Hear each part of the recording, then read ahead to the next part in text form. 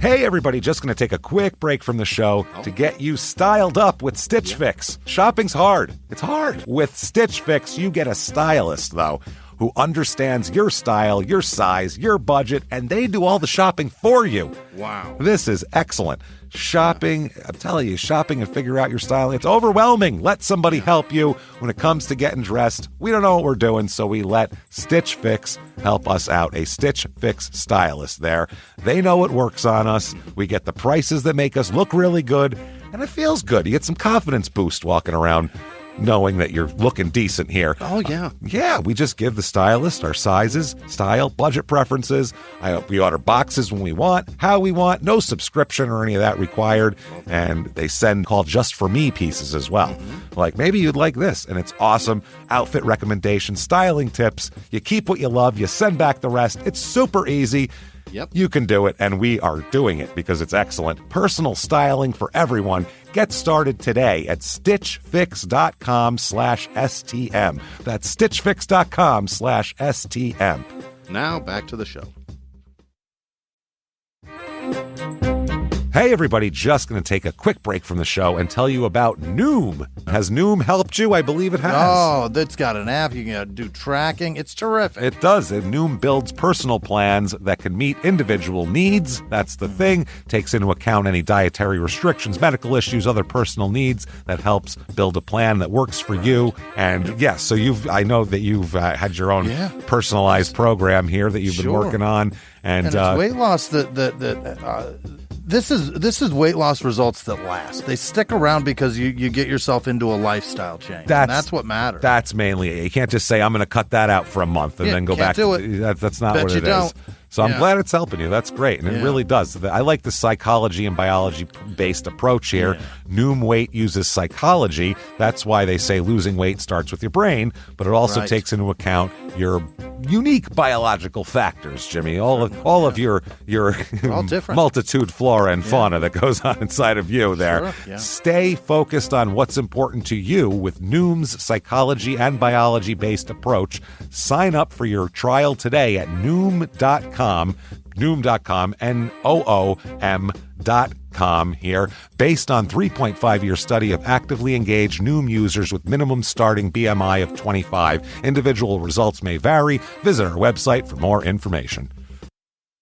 Welch's knows some things make zero sense, like why the algorithm knows your music tastes better than you do. But zero sugar and full flavor? We made that make sense with new Welch's Zero Sugar. All that passion fruit or tropical punch goodness and none of the sugar. You gotta sip it to get it. New Welch's Zero Sugar. Let's fruit stuff up.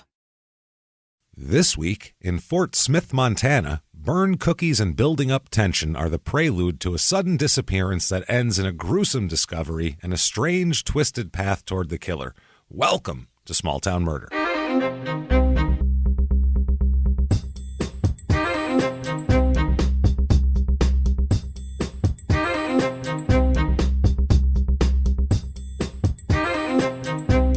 Hello, everybody, and welcome back to Small Town Murder. Yay! Oh, yay indeed, Jimmy. Yay indeed. My name is James Petrogallo. I'm here with my co-host. I'm Jimmy Wissman. Thank you, folks, so much for joining us. We are excited as usual today, which is strange because it's murder, but it's a crazy story as always, and we will get into it because, wow, last week with the twins, I don't even know what that was. Gross.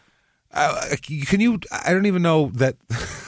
Hideous. Like, how much bad DNA can you pool into two human beings together to make that 700 pounds of awful? Evil. Yeah, that's, man, they were bad. But if you didn't listen to last week, you should definitely go back and do that. Thank you for everything that you do for us as well. You want to definitely head over to shutupandgivememurder.com. Today, get all of your merchandise and your tickets to live shows. Oh, yeah. Absolutely. Coming up here, we have Milwaukee at the Pabst. That is currently sold out, but you did it. People, you did. Thank you. But people can return tickets. So a couple will pop up here and there. So keep looking if you want them. And of course, we are at September 23rd. We're in Tampa at the Tampa Improv. 2 shows that night. Those are 2 different shows, by the way, so if you want to go to both. And the next night, we are in Orlando, September 24th, at the Orlando Improv for 2 shows. Yeah. So get those tickets. Come see us and come out and hang out with us. We can't wait. And a few tickets have opened up for that Austin show, Austin, Texas, in November. So get your tickets to that.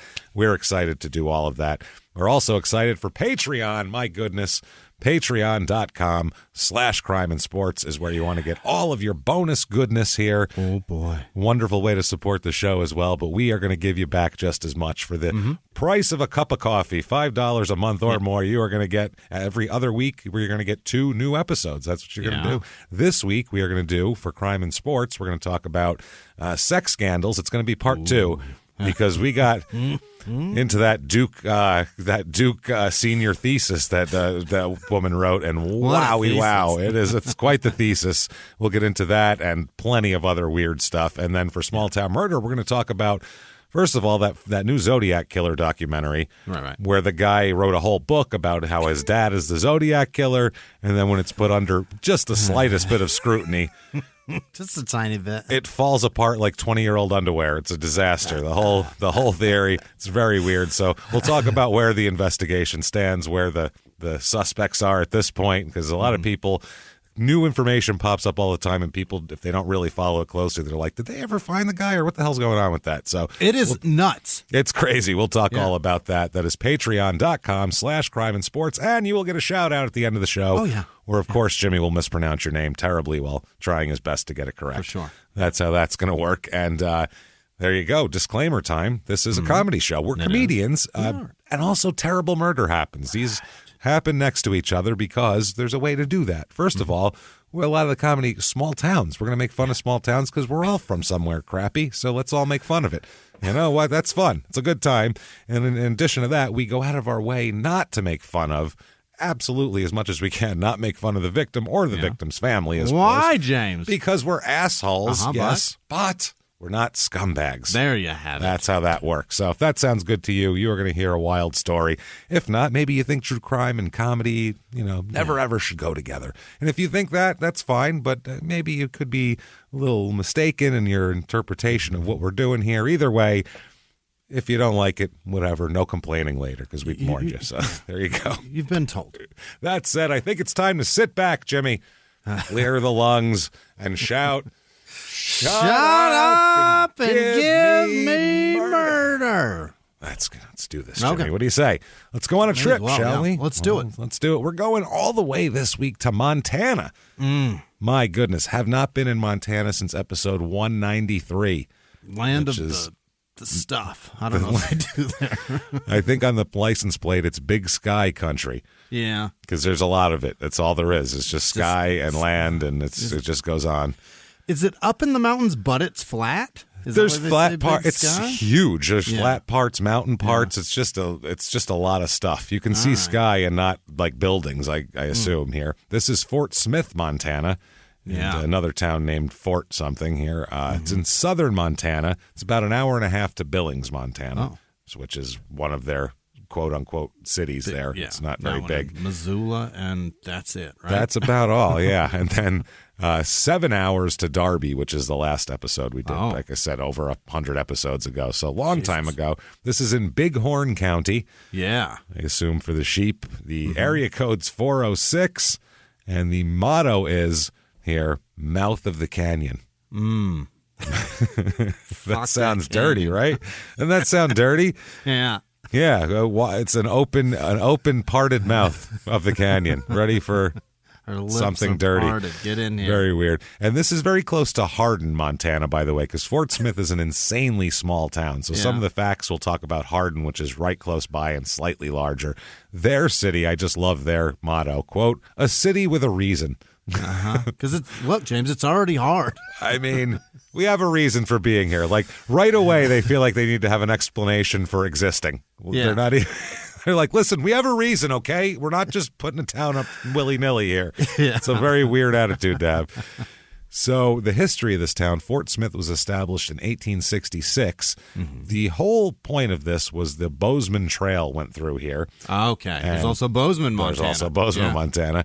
And this was people who were going out west were being attacked by the Sioux tribes around there. Oh. And the Sioux of this area, the Teton Sioux, are right. the other natives were scared of them. They were they're particularly tough. They were a tough group. Yeah, they were known as a goddamn group you didn't really want to fuck with. So right. Particularly gangster around there. Yeah, absolutely. So they ended up making this trail, and this was, I guess, the trail went 400 yards from the fort. So it was like they put the fort right next to the trail, so you don't have to go out of the woods at all, you pussies. You're going out west, but stay right on that trail. So they had within the area is the Devil's Canyon Overlook, which this is a really nice place. Like these Devil's Canyon Overlook has cliffs that are 1,000 feet above the lake. Shit. So, yeah, it's like beautiful. It's a Don't lot of jump off those cliffs though. I wouldn't want to. I think that's a That's dare. a bit high. Yeah. There's like 5 13-year-old boys going, "I'll do it if you do it, pussy." That'll bust every blood vessel in your feet. Oh man, yeah, we'll fuck you up. 1,000 feet, Jesus, that's like jumping off a bridge. You can't do that. What is that? That's a fifth of a mile. That's way too long. Yeah, you that's can't. Too far. You'll die. Yeah. You'll die. Yeah. That's That'll not kill good. you, right? I would assume so. That'll be like hitting concrete. I would, yeah. If it kills you to jump off a bridge, I would think it would kill you to jump off this. I don't know exact. Yeah, that's just a few hundred feet, right? This is 1,000 feet. That's a lot. So yeah, they. This is a huge fishing area too. Okay. And our fishing. One of the people in our story is involved in fishing. He's a fishing guide. So okay. We'll talk about that here. Nearby in Hardin, they have the largest wheat farm on 95,000 acres, the largest of one wheat farm. That's the most we got? I guess the most wheat possible here, apparently. Okay. And then the Holly Sugar Company established a sugar beet processing plant in 1937. So there's that. Sounds gross. There you go. Sugar beets, are those popular? Are those a thing that we feed that to livestock? Because I don't think I've ever... I don't know what they do with sugar beets. Is that just are regular beets sugar beets? Is that where they get sugar? No, because sugar comes from cane. No, this is that's some low grade shit. If you're pulling sugar from beets, what kind of candy is that? That's like the shit that if you go to like Nogales, people try to sell you like sugar beets. Sugar beet candy, and you're like, what is this? This is weird. Why does it taste like beets? It's got to be for livestock, right? Maybe. I have no fucking clue. So. Either way, let's get some reviews. These are reviews of Hardin, which, like I said, it's just slightly bigger and next door. There's no reviews for Fort Smith. It's that small. So Hardin, 5 stars. I live and work here and absolutely love the town and how small it is. Okay. Hardin ain't overpacked with traffic and it a small town. Yeah. Yeah. Hardin ain't overpacked with traffic and it a small town. That's, I believe, how that is supposed to be said. That's how it's pronounced. That's speech to text, I believe, right there. So right away, that's what we got. 3 stars. Yeah. I like that the store in Hardin is easy to find. Good parking. If you have the store, you wouldn't hide it. It would be right on Main Street. Probably easy to find. Where's that store? Well, you see that path in the woods? Start there. About 2.5 miles, you're going to come to the old Henderson barn. You're going to want to bear left at that point now. There's a fork in the road. Where the old oak tree used to be, you whisper to a man the password. Do you know it? There's a squirrel there. Pet him on the head 3 times. He'll get a man named Bobby Joe. Now, Bobby Joe has the combination to the lock that opens the cattle guard that blocks the road that lets you through. And Bobby Joe's a frightful sort, so you better find him in a good mood. Be prepared for Bobby Joe. He ain't taking no shit from nobody. He's famous for it. That's what his doormat says, so watch out. It's a little weird, easy to find. Most this past year, the front automatic doors did not close, resulting in the store being cold, making for uncomfortable shopping. The store had doors that were broken? The broken doors that would open and not close in the winter in Montana. So apparently that's going to make the store cold. How about have an employee close them afterwards? How about that? Yeah. I mean, even when those things don't open, you can, if you disable the lock, you can pry them open and then just shut them back. Have a guy standing there. Hey, how you doing? Open, close the door. Sorry, they're broke. We'll fix them. Not everybody freezes instead. Till we do, we're doing this. I made my purchases quickly and left the store. Is this all about the store? Is there anything else? Yeah. The store aisles. It's all about the store. The store aisles or on sprouted, the items are put away. I don't know what that means. The store aisles or on sprouted, the items are put away. That's anybody a text. Yeah. Anybody can fucking translate that from Montanese. Pull out your phone, type out on sprouted and see if it corrects it to the real words. Right. But on separate word from sprout, on space sprouted. Sometimes I am not in my cart through the aisle. So that's good. You're supposed to push it, not ride in it. So happy for you there. Maybe a larger store to make adequate aisles. Somebody started drinking at the beginning of this, and then it really hit. They had edibles, James, and it fucking smashed them, right? The first sentence. They got past the first sentence. First sentence is great. I like that the store in Hardin is easy to find, good parking. Terrific. Holy shit, good that start. was more milligrams than I thought. And then it all falls apart from there. They started drinking Robitussin eating the second one before the first one hit. My God, I shouldn't have had so much cough syrup in between right after to wash it down. God damn it, both those were 10s. I'm in trouble. This has nothing to do with the town. Yeah. It's all about the grocery store, which they have edibles, so they don't need the grocery store. It's fine. Holy balls. So here's 2 stars. Yeah. Although we have several sheriffs as well as BIA officers around, there is a lot of drug activity here. How much drug activity could there possibly be? Generally, I feel somewhat safe. Yeah, probably, because I'm not involved with the drug activity, and most of the crimes that occur have to deal with those individuals. The surrounding reservations have been trying to enforce curfews and extra efforts to reduce the drug use in their areas, but unfortunately it seems that even when a drug bust occurs, the perpetrators are back out on the streets in no time at all. Okay. There aren't many violent crimes that occur, but you learn who looks safe and who you want to avoid, even just when going to the gas station or out for a drink. What is happening in this town? Yeah. Population 113. Who are you eyeballing? You know everybody here. Who are you eyeballing? Yeah, there's some questionable looking folks. You know them. There's 113 people here, for Christ's sake. Holy shit. Way more males than females, which is odd. It's 57.5% male, which is the most out of whack I've ever seen here. That's a lot. Yeah, I think because it's a lot of like what am I, forestry people, and I don't know if that's a more attractive to male. I don't know what it is. A lot of like fishing guides and woodsmen. Nobody likes to say it, but the very physical, body-demanding jobs are typically dominated by men. In the woods in Montana, maybe too, is a little more. Yeah, it's a different deal. So. I don't know why nobody likes to say that, but they don't. No, it's just that's who works there. Yeah. I mean, we're obvious. That's why there's 57% are guys here. Yeah. 61 is the median age here. So old men. Yeah. It's a town full of old men. Old, hard men. Old, hard men. It has, listen to these, this is crazy. 27% of the people are between 60 and 64. 23.5% are between the ages of 75 and 84. Dear Christ. There are zero people from the age of 18 to 24 in this town. Nobody. Not one. Nobody. Nothing here. There's a couple of kids because there's a few people that are 35 to 44. And so there's a couple of small children and their grandparents. That's the only people that live here. That's very, wild. Very weird town. I don't know how this is true, but in Fort Smith, the stats are fascinating. 0.0% are married here. What? How is that possible? 25.6% are divorced, though. So they've tried it. Just no one here has wanted to stick with it. Somebody's been married, but nobody is anymore. This town will break you, is what that says. It will break your marriage. 100% are single with children. So everyone in this town has sired offspring. Every single person. On it. And then said, fuck this marriage. So that's wild.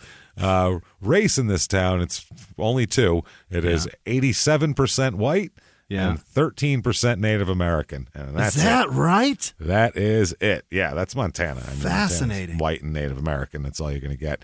Religion in this town, 66% are religious. I guess that's, you can see so much sky. They're like, it must be heaven up there somewhere.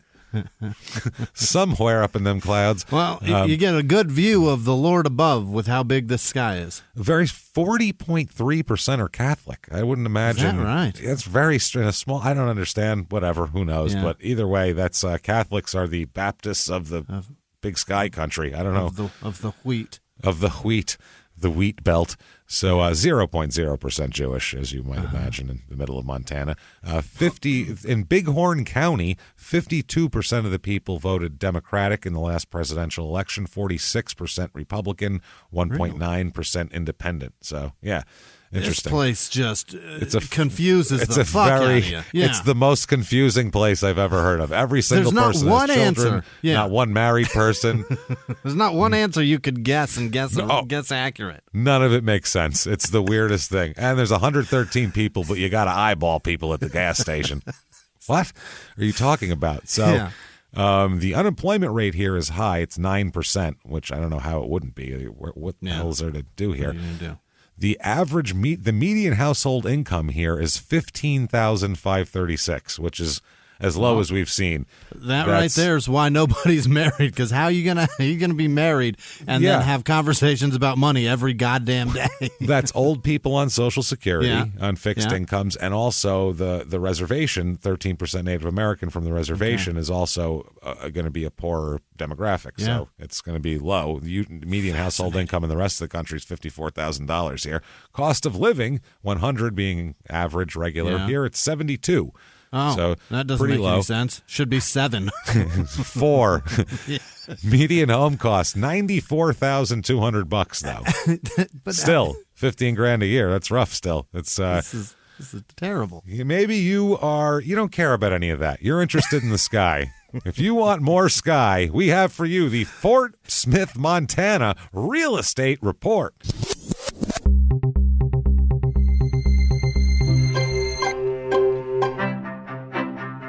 Your average 2-bedroom rental here is about $667, which is about half the national average. I don't imagine there's many 2-bedroom rentals in the area, though. Why would you need a second room? It's what I mean. No one is married, but they all have kids, so you know what? Maybe not. Here's a 2-bedroom, 1-bath, 672 square foot trailer. Yeah.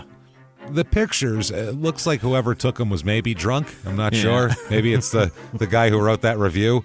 Possible, on edibles and Robitussin. I'm not sure. But the pictures are all like crooked and look like they were taken on a flip phone from 2004.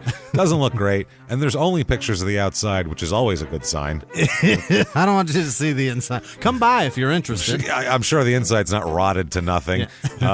Good news, there's a foundation under the trailer. Bad news, it's plywood. So I don't think that's very good either. $70,000 for this little gem.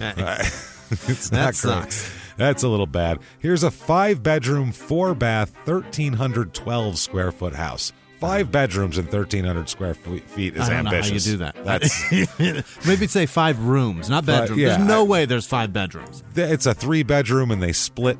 I don't know what the hell they did there, but either way, it's a trailer with a house and a trailer, but they're like 6 inches away from each other. It's the weirdest thing. They both look the same, only one's a house and one's a trailer. And they're like, you could almost knock a wall out and make a bridge to the other one, but it's not there. It's very strange, this place. I don't even know what the hell's going on here. They say it's $179,000 for this little piece of heaven, though. And it's around a bunch of other weird houses and trailers, and it's all gravel. Everybody's driveway's gravel. It's a lot of gravel. Why didn't they just build onto the house? Yeah, it's like they tried to build on the house, and they're like, almost. Well, that'll cost a lot more. Or they upgraded their trailer. I'm not sure. Here is a 4-bedroom, 4-bath, 2,000 square foot house. It's kind of like if somebody that does well in Billings, this is their weekend house where they come fishing and shit. It's like looks kind of log cabiny. Everything's wood. Porch to sit on, kind of nice, like a weekend house, like I said, but expensive though. $550,000 for that thing. Holy shit! So you're paying for anything nice here. Anything shit there's just a lot of shit. Things to do. Little Bighorn Days. Oh, yeah. Oh, yeah. Oh, they got a festival for 100 people? You know it. Everyone gather around. Come on. No, you too, Paul. Let's go. Yeah. Little Bighorn Days are 4 days of festivity celebrating the sights and sounds of the past with legends that surround it woven throughout the various events. Dancers from around the world dress in period costumes to attend the 1876 Grand Ball. Yeah. Don't know how to dance? No problem. Lessons are offered the evening prior to the dance. Well, there you go. Award-winning local quilters display their latest creations at the local library. This is just amazing. Holy shit. Wrapping up the festival's events is the world-famous Custer's Last Stand reenactment, drawing visitors from all over the world. I suppose that's a big deal, so we may as well talk about it. Yeah, that's how that goes. Also, Battle of the Little Bighorn Car Show. What? Those don't go together. Mounted a musket on my Pinto. Have a look-see. Open car show, no registration fee. Show is during Little Bighorn Days event at the museum. Other activities that day include an 1870s infantry encampment with live fire demonstrations. It's a fucking car show. What are you talking about? There's muskets here? What are you doing? And then finally come to the Battle of the Little Bighorn reenactment, baby, where, it's held at the banks of the Little Bighorn River where Sitting Bull's camp was between Crow Agency and Gary Owen, Montana. There we go. Hosted by the Real Bird family. The 31st annual Battle of the Little Bighorn reenactment. It's the 147th anniversary in 2023 of Custer's Last Stand. By the way, the reenactment is located, where is this? Okay, here we go. Only here will you see Native American riders riding bareback, portraying warriors of the Sioux, Cheyenne, and Crow tribes. No whites riding as braves! Exclamation point. We do not appropriate. No fake fucking no. We're not no Italians or Puerto Ricans up there. Nobody. We swear. I know that's what we did for 100 years in movies. It was just Italians and Puerto Ricans, but we have real fucking natives this time. We swear to God. So and they're gonna have the whole deal there. So you can enjoy that. It's something. Crime rate's pretty low in this state. I mean, it's a small. There's only 113 people who know who's doing shit, basically. Property crime's like a third of the national average, and then violent crime, murder, rape, robbery, and assault. Of course, the Mount Rushmore of crime is like a quarter of the national average. Yeah, so there's nothing. It never happens. It's a safe little town. You don't have to eyeball anyone at the gas station. Probably you can probably go about your business. I would assume, with little risk of ending up like Custer. I'm just going out on a limb here. Awesome. It's pretty awesome. That said, let's talk about a murder, shall we, Jimmy? Okay, let's get into this here. Let's talk about a young woman first, all right? Here we go. Let's talk about Catherine Danielle Little, all right? She is born October 27th, 1970, and she grows up in Texas, in Arlington, Texas. Yikes. She has her parents are Dr. Thomas and Mrs. Mary Lou Daniel. Hey, now. So, that's not bad there. So doing well. They come, she comes from a good family, obviously. Let's born just into say. Comfort. Born into a nice family. Yeah. If someone went to all the way through to be a doctor of something, someone has their shit together at least. No one in my family is a doctor of shit. And they're living in the nice part of Dallas. Yeah, they're Arlington. Yeah, the suburbs out there. Just out there, yeah. Yeah, not too bad here. Now, she has a brother and a sister. She's got a brother named Thomas and a sister named Sherry. Now, through this whole story, Sherry's pretty fucking awesome, by the way. Yeah. We all kind of need a Sherry sibling, I think. Like, you'll know what I mean. Like, you would want to have a Sherry behind you. She seems pretty good. So, she grows up in Texas, like we said, Catherine, with her siblings, and they have a pool in their backyard, and apparently she's obsessed with swimming. She loves to swim. So she's a really, really, really, really strong swimmer. And we'll talk about also in college what she gets into. She's the Southwest is full of them. Full of them, yeah. She's a good swimmer. So she can't see for shit, though. She has terrible eyesight, apparently, from a young age. Girl. Yeah, can't see anything without glasses or contacts from a young age. Damn it. So, when did you get glasses? 8th grade, and I should have had them by like 5th grade. You're ignoring it for a while. Yeah. Well, but there was also, I don't know if I was ignoring it as if I didn't fucking recognize it until my teacher moved me to the front of the class, and then I did much better. And And then they were like, I think he needs glasses. Oh, glasses. Look at that. That might help. We thought he was stupid, but turns out just blind as a bat. Just needs. And so I started basically learning in 8th grade, which was far too late. Which is a good explanation for the names at the end of the show. Oh. Gives a great reason why I'm not real good at things that I should have been honing skills of for the first 12 years of my life. I still can see fantastic, and I don't know shit also, and I'm just as dumb. So you shouldn't, maybe you it's shouldn't a faulty feel bad. Theory. You shouldn't feel bad is what I'm getting at. Maybe it's more internal. At least you have an excuse. Yeah, you should be happy with that. So she swims a lot, can't see anything. She's also a really good horse equestrian horse rider. Really? Yeah, she's good at riding horses, which you have to also come from some money. If you have a pool and horses that you ride all the time, that's two things I never had were pools and horses. It's 50-50, though. There are as many rich people that ride horses as poor people that just use them for work. Not so much in the 1970s, though. Yeah, good point. Yeah, most of your horse people. There weren't a lot of sad people on a burro dragging their shit behind them by the 70s, I think, in the United States. In other countries, riding horses is either for kings or complete peasants, one or the other. There's only no in between. Kings were trash. Not for us, yeah.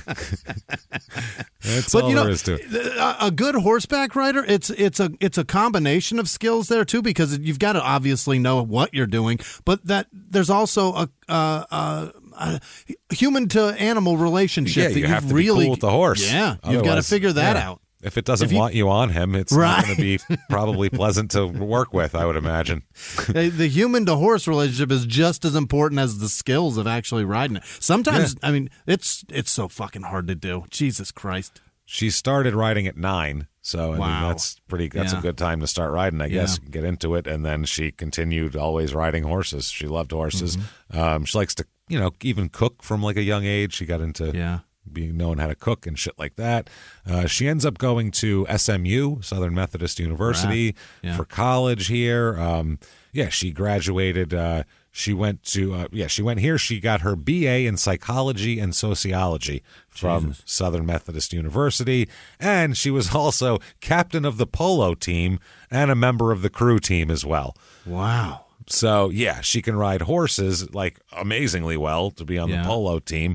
And then she's definitely not afraid of the water if she's on the crew team also. And that'll come into play later on. So that's rowing, yes? Yeah, that's rowing, exactly. Yeah. So she does a lot, she's smart, she's accomplished, she, gets her, like, degrees, and she's captain of the polo team. You have to have to be captain of any sports team, you have to be... Yeah, right.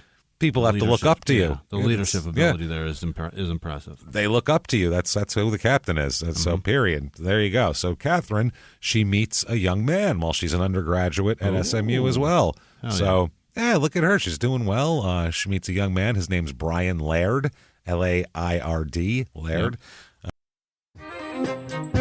Hey everybody, just going to take a quick break from the show to tell you about the safest sponsor ever, Simply Safe. Absolutely, these people will keep you safe. It's amazing. You know that every 26 seconds a burglary takes place in the United States, according to the FBI. That means that by the time this podcast is over, dozens and dozens of homes will have been targeted, ransacked, God knows what happens here. So protect your home before it's too late with Simply Safe proactive security system. Simply Safe helps stop threats before they even have a chance to break in. Named Best Home Security System by U.S. News and World Report 5 years in a row. And by us for about the last 8 years as well. If you trust us, believe me, you want Simply Safe. So visit simplysafe.com/small to claim 50% off a new system with professional monitoring plan and your first month free. That's simplysafe.com/small. There's no safe like Simply Safe. Now back to the show. This show, Small Town Murder, is brought to you by BetterHelp. Get yourself some therapy, everybody. Honestly, here. We often hear about red flags that you should avoid. Hey, that's a lot of a thing. It's become a real phrase now, real cliche. But why don't you focus also, you look at like green flags in friends and partners. Look for good things as well. Right. And maybe you're not sure what that looks like, though. Therapy can help you figure that out. What are positive things? What are the green flags? And then you can practice them in your relationship. It's absolutely a fact. And so, honestly, we absolutely are huge advocates for this. It really, really helps. BetterHelp is fully online, making therapy affordable. It's convenient. They serve over 5 million people worldwide. You can access a diverse network of more than 30,000 credentialed therapists, wide ranges of specialties there. Here's the coolest part. You're not getting along with your therapist, you're just not feeling it, you can switch at any time, no extra charge. Wow. The thing is, they want you to get help. That's it. And you can do it with BetterHelp. Discover your relationship green flags with BetterHelp. Visit BetterHelp.com/smalltownmurder today to get 10% off your first month. That's BetterHelp, HELP.com/smalltownmurder. Now back to the show. He had obtained a law degree from Lewis and Clark University in Oregon. That's got to be a good one, right? I assume. I mean, they found Oregon, basically. So, thanks to everybody else. Name a decent college after him, I guess. They found a way to Oregon. I should say. They didn't find Oregon. They found a route to Oregon. The team that took Lewis and Clark there. Yeah, no shit. So there's a lot of them too. I read their Lewis and Clark. I read there's a book of their diaries that I read, and there's fucking so many people. Dude, it's crazy. They romanticize it like They romanticize it like some young girl took two dudes across the country. That's not what happened at all. It's equally impressive in the way of it was like a military movement to have all those people to be able to move in these terrible conditions is incredible. So I mean the skill of it is, to me, either way, it's very skillful. But it always sounds like two people and like a couple of ragtag guys and this young native girl, and they trudged their way up mountains. They had like ships and things, and it was a huge movement. All this food and supplies. They moved and the animals. boat upstream, James. That's crazy. So this has nothing to do with Montana, but still. Fuck Lewis and Clark. Fuck you, Lewis and Clark. Fuck both of them. So he graduated from law school, and then they ended up moving to Colorado, Catherine and Brian. So they got degrees. He graduated from law school. He's got to take bar exams and get licensed in whatever state he's in. But still, he's got his law degree, and she's got her degrees, and they're ready to do their stuff here. And then later they decide to move to Montana. They're like, let's move to Colorado. Yeah, we like the outdoors, but Colorado's this is Montana light. As I say, Colorado that's all it is. Montana for bitches. You know what I mean? Like, what are we doing? Everybody should be able to survive this. We going full Montana here or what? What are we doing? Are we pussies? What are we doing? Full Montana. Let's do this. Right. So they head up to Montana in a Lewis and Clark like train up there. Expedition to Montana. And Brian ends up passing the bar exam in Montana. Wow. So he gets his law license, and he opens up a small practice in Billings, Montana. And that's where they live for a little while, in Billings, Montana. They don't get married. They're together a long time. Like I said, going through from college to, moving to Colorado, moving up here. They finally get married in February of 1999. Fascinating. So, they get married then. And she's almost 29. She's 28. Right. And he's I think 2 years older. And in July 1999, they end up moving to a trailer park in Fort Smith. So they live in a trailer park, and when you picture a trailer park, it's more like that house that I was telling you that's for sale, the trailer next to the house. Like, it's that sort of thing. It's a lot of people that are there. They come seasonally for fishing. It's things like that. It's not like it's not West Virginia trailer park. It's but you also don't picture a lawyer living in there, no? Yeah, well, he's got his practice in Billings also, so they go back and forth, and she has a couple of jobs, and he's also a fishing guide right here. So where he goes on the river here to be a fishing guide is right by their trailer. So it's just really it's convenient. Yeah, that's all it is here. And they're building. You know what I mean? They're building. Sure. So they live there. The Fort Smith Trailer Court. That's what it's called. And while they're living there, he's, like I said, working as a fishing guide. He's got a part-time law practice going in Billings. So, he goes there for a few days during the week, comes back on the weekends, does his fishing stuff. Yep. That's how it goes. It's only an hour and a half away, like we said, so it's commutable. Now, Catherine's working several jobs. She works at the Quill Gordon Fly Fisher and the Bighorn Rover Country Lodge. My word. Yeah, and she assists in, shuttling fishermen to various locations as well. They make meals for fishermen when they come in. It's hospitality shit is what she's doing. And so July of 1999, like we said, they're living in this trailer park, and this is near the After Bay area of the Yellowtail Dam. So there's water nearby. Gotcha. Like we said. Yeah. A walking trail runs from the trailer park down to the After Bay area, so you can walk right to it. And beautiful. Yeah, it's nice.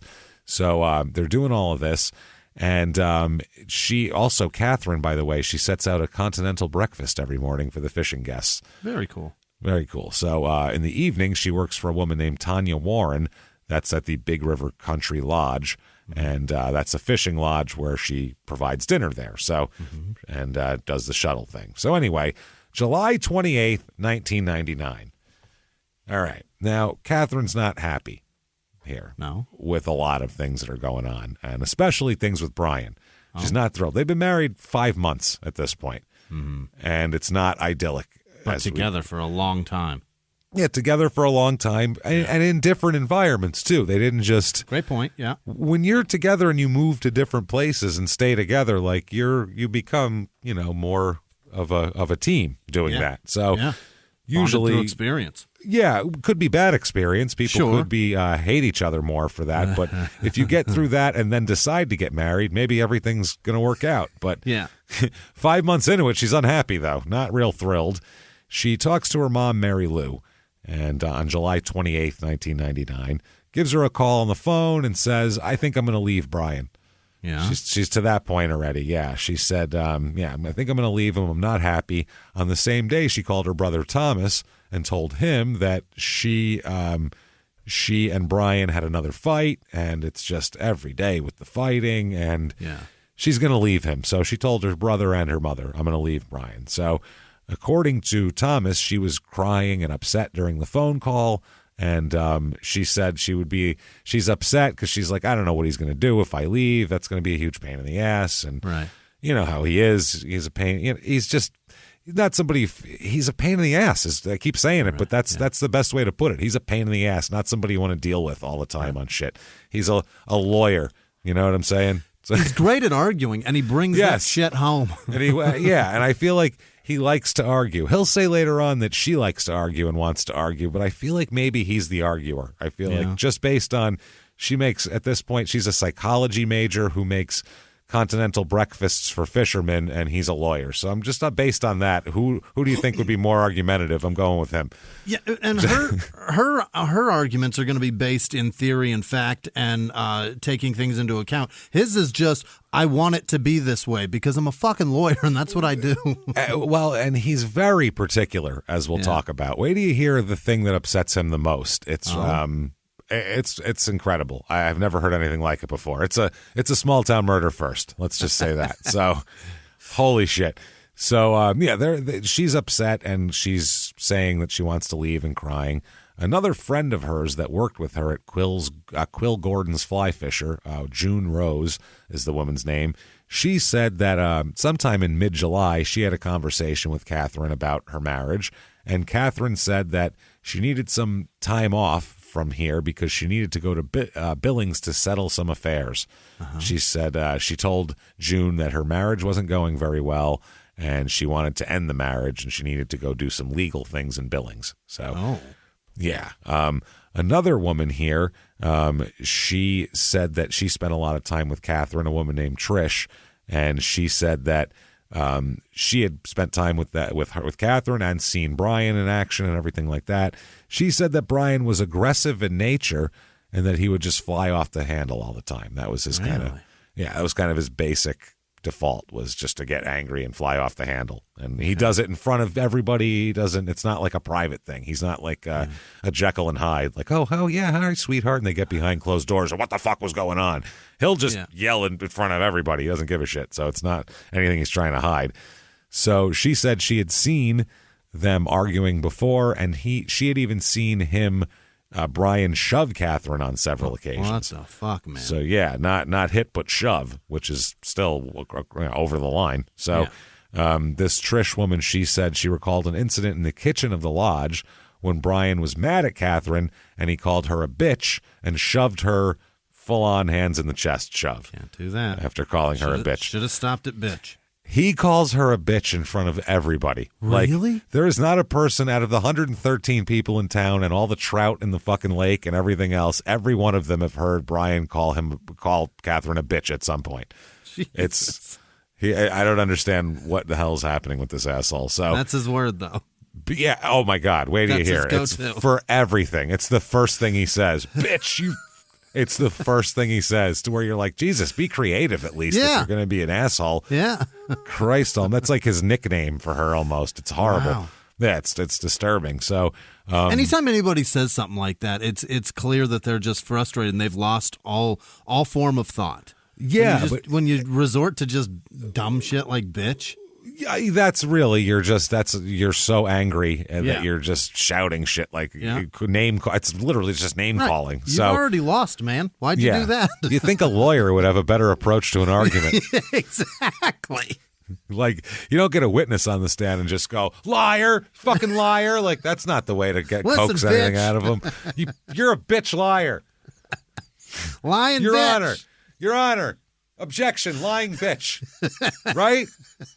Right, everybody? Sustained, right? I already know it. Sustained. Jury, strike what that lying bitch just said. Yeah, you didn't hear that. It's fucking crazy. So another woman here, Constance Schumann, she worked at the Yellowstone County Courthouse, and she had talked to Catherine. Later on, she said that Catherine had visited the clerk of the court office and was alone and upset. And she said Catherine wanted paperwork relating to a legal separation, not divorce paperwork. Okay. She just wanted to, And the woman, the clerk of the court here, she said that she told Catherine that Catherine would have to see an attorney because the clerk's office only has paperwork for a divorce. If you want a separation, that's like that's some fancy shit you got to deal with an attorney. The court, you can either get married or divorced. We have those two options. One or the other. Forever or never. That's all we got. Forever and ever and never. So July 30th, 1999. It's a Friday. And Catherine is supposed to work this morning from about 5 a.m. to about 10 a.m. at the Quill Gordon's Fly Fisher Shop. She is helping prepare breakfast for the customers and the fishermen that are here, right? So the guy who manages the shop, Greg Heidrich, he says that Catherine, she'd worked the day before and said that she works this morning on July 30th, and she works from 5 to 10 a.m. and said that she told him, have a good day. She said she was going to Billings to see a lawyer because she was going to file for a separation. Okay. That's her plan that day.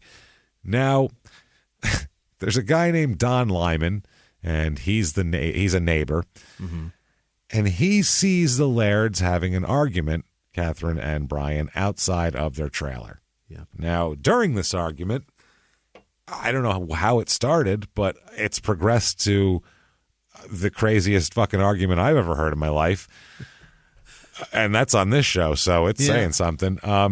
He said that Brian was chasing Catherine around the yard. Oh, boy. Around the yard and like around the car in a circle, like kids do, but not playing, because every time he got close to her, he would hit her in the head with something, with an object in his hand. Couldn't tell what the object was at first, but then figured it out not only by looking at it, but by the context of what he said. As he hit her in the head again, it seemed to be a clear plastic bag full of something with a bunch of stuff in it, like a Ziploc bag, a bigger one, like a freezer bag. Okay. What the hell is he hitting her with? Then he heard her shout, and I quote, You bitch, you burnt my fucking cookies. Cookies. He's beating her with a bag of cookies that she is apparently burned. that she's apparently burned. So they're hard cookies, so they're going to hurt more too. But and for this obvious slight, he public beats flogging her with the burnt cookies. With the burnt cookies in the driveway. Like not even, like I said, this isn't hidden. This is, hi neighbors, I'm beating my wife with cookies, and if you don't know why I'm beating her, you fucking bitch. You burned my fucking cookies. Let me explain to you. Wow.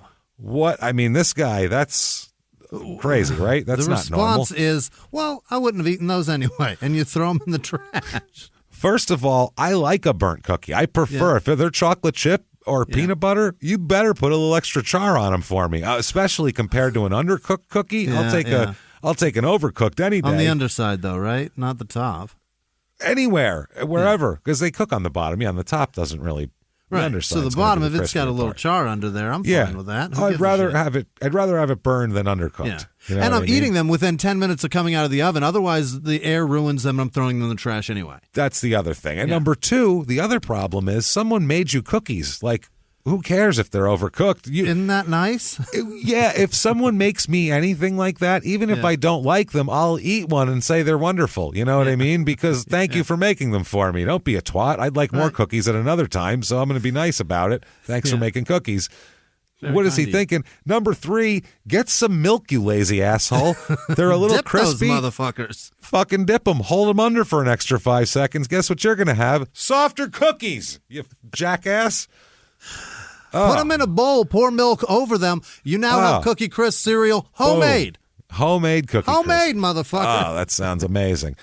So this Don Lyman's guy said that he continued to chase him. This wasn't one time. He didn't just like, hey, pow. He continued to chase her around and hit her whenever he got close to her with the cookies, screaming about burning my fucking cookies, you bitch. This is a great reason to date or marry a comedian because we will make that fodder for the rest of our lives. Remember that time you tried to make cookies? You are not cooking this. Yeah, abso-cookie. We'll make a joke out of it, and that's the end of it. But we would never, abso-cookie not, chase you around and beat you with cookies. I would hope, anyway. This just makes for a fun relationship, whether you're a comedian or not. This is a joke. This isn't something to hurt somebody about. You don't actually hit someone with these cookies. This is crazy. Thank God she didn't make him a fucking fish. No shit. And she's screaming for, scared. She's screaming in terror as he's chasing her, screaming about cookies. Fuck, man. And then I guess this guy said that when Brian stopped chasing her, she stopped running. So it was like, what the fuck? They just both kind of stopped, and that kind of happened. And then at that point, they both stopped. They stood there for a minute, and then Brian walked up to Catherine, and she didn't run away. She stood there and was like, what are you doing? I guess he walked up calmly, so she thought he was going to be reasonable. Right. I don't know what would make anyone think that this guy's ready to be reasonable at this point, but instead of being reasonable, he grabs her and mushes the bag of cookies into her face, again yelling about how you burned my cookies, you fucking bitch, and mushed them into her face. Are there like diabetes medication in these cookies? Or I know. Is he hypoglycemic? Right. Is he hypoglycemic? Is this a breakdown from low blood sugar? Is this what's happening to him? Man? Are these so fucking vital to your survival? They're cookies, bro. Like, who fucking cares? Buy some There's a store. We heard there's a store. Yeah. Buy some cookies on the way home. Chips Ahoy makes a fine product. What the hell is wrong with you? Were they made with the last batch of the THC butter? What the fuck, man? Is that what it is? Get some Pepperidge Farms. You'll be fine. Oh, you'll be in heaven. Who knows? They're always 2 for $5 at some point at the grocery store. Buy them then when they're 2 for $1. I'll never pay full price for Pepperidge Farm, but 2 for $1, I'm in, baby. Let's do this. Those Mint Milanos, I'm getting into it. Those Mint Milanos, fucking I'll take those regular, anything but the dark chocolate. I don't like that. But the milk chocolate Milanos. The dark chocolate Milanos are my shit. I don't like dark chocolate. With coffee, get out of town. I could see the bitters would go together. Yeah. I don't drink coffee either, so there you go. That's not a point. Yeah. I guess, but I could see where you're going with that. I like dark chocolate better than milk chocolate because of the milk is far too fucking sweet. See, that I find that a lighter milk chocolate, again, this has nothing to do with any of this, but I find a lighter milk chocolate is less sweet, and then the dark chocolate's not sweet at all because that's like a bitter type of thing. Yeah. You give me the milk chocolate ones, I'll mush them in your fucking face. I'll chase you around. And just hold you, yeah. How dare you, fucking Pepperidge Farm. Pepperidge Farm remembers my ass. Here, remember this, motherfucker. And you're mashing it into an old guy from Maine's face. Pepperidge Farm remembers. I swear, oh, God, Jesus. Never forget, you son of a bitch. I won't forget, okay? I won't forget. Pepperidge Farm forgets. I swear. Pepperidge Farm didn't see anything. So this guy, though, has lost his fucking mind and is now mushing a bag of cookies into his wife's face in the driveway, which is anywhere really doesn't matter. This is crazy behavior. But I guess after this, they both went inside the trailer. They both went inside, and Don Lyman heard again raised voices, or a raised voice, him screaming most of the time. Yeah. For a short time, this was between 3 and 4 p.m. that day, July 30th. So, and now another guy here, Nick Forrester, who previously worked with Brian as a guide, he said that he was walking with this Donnie Lyman guy, and he heard the same thing. Okay. He said he heard the same thing. He noticed that they came... He saw the beginning of it. He noticed they came running out of the trailer, and that Catherine was in front of him, and he was chasing her. And Nick Forrester stated that he was very upset and yelling and swearing at Catherine about some burnt cookies and swinging a bag of what appeared to be cookies as he chased her around a vehicle. Right. That sounds like, if that wasn't like a real thing of somebody being abusive, that sounds like if you were to write a silly comedy, that's the action part of the script, is that person is very upset, yelling and swearing about some burnt cookies and swinging bag of what appeared to be cookies as he chased her around a vehicle. That sounds like something... While the laugh track plays. Yeah, ridiculous in a thing, like a brother and two brothers chasing each other around with swinging cookies at each other or something stupid. But this is actually terribly awful. And if the guy will do it in front of people, my point is... I don't even want to know what he would do behind closed doors. If that awful shit he'll do in public, for fuck's sake, what do you do when you're alone? Yeah, it's like a restaurant. Like if they'll let you see the bathroom. What do you think the kitchen's like if that's dirty? You know, that's the public part. So Catherine that evening goes to her night job.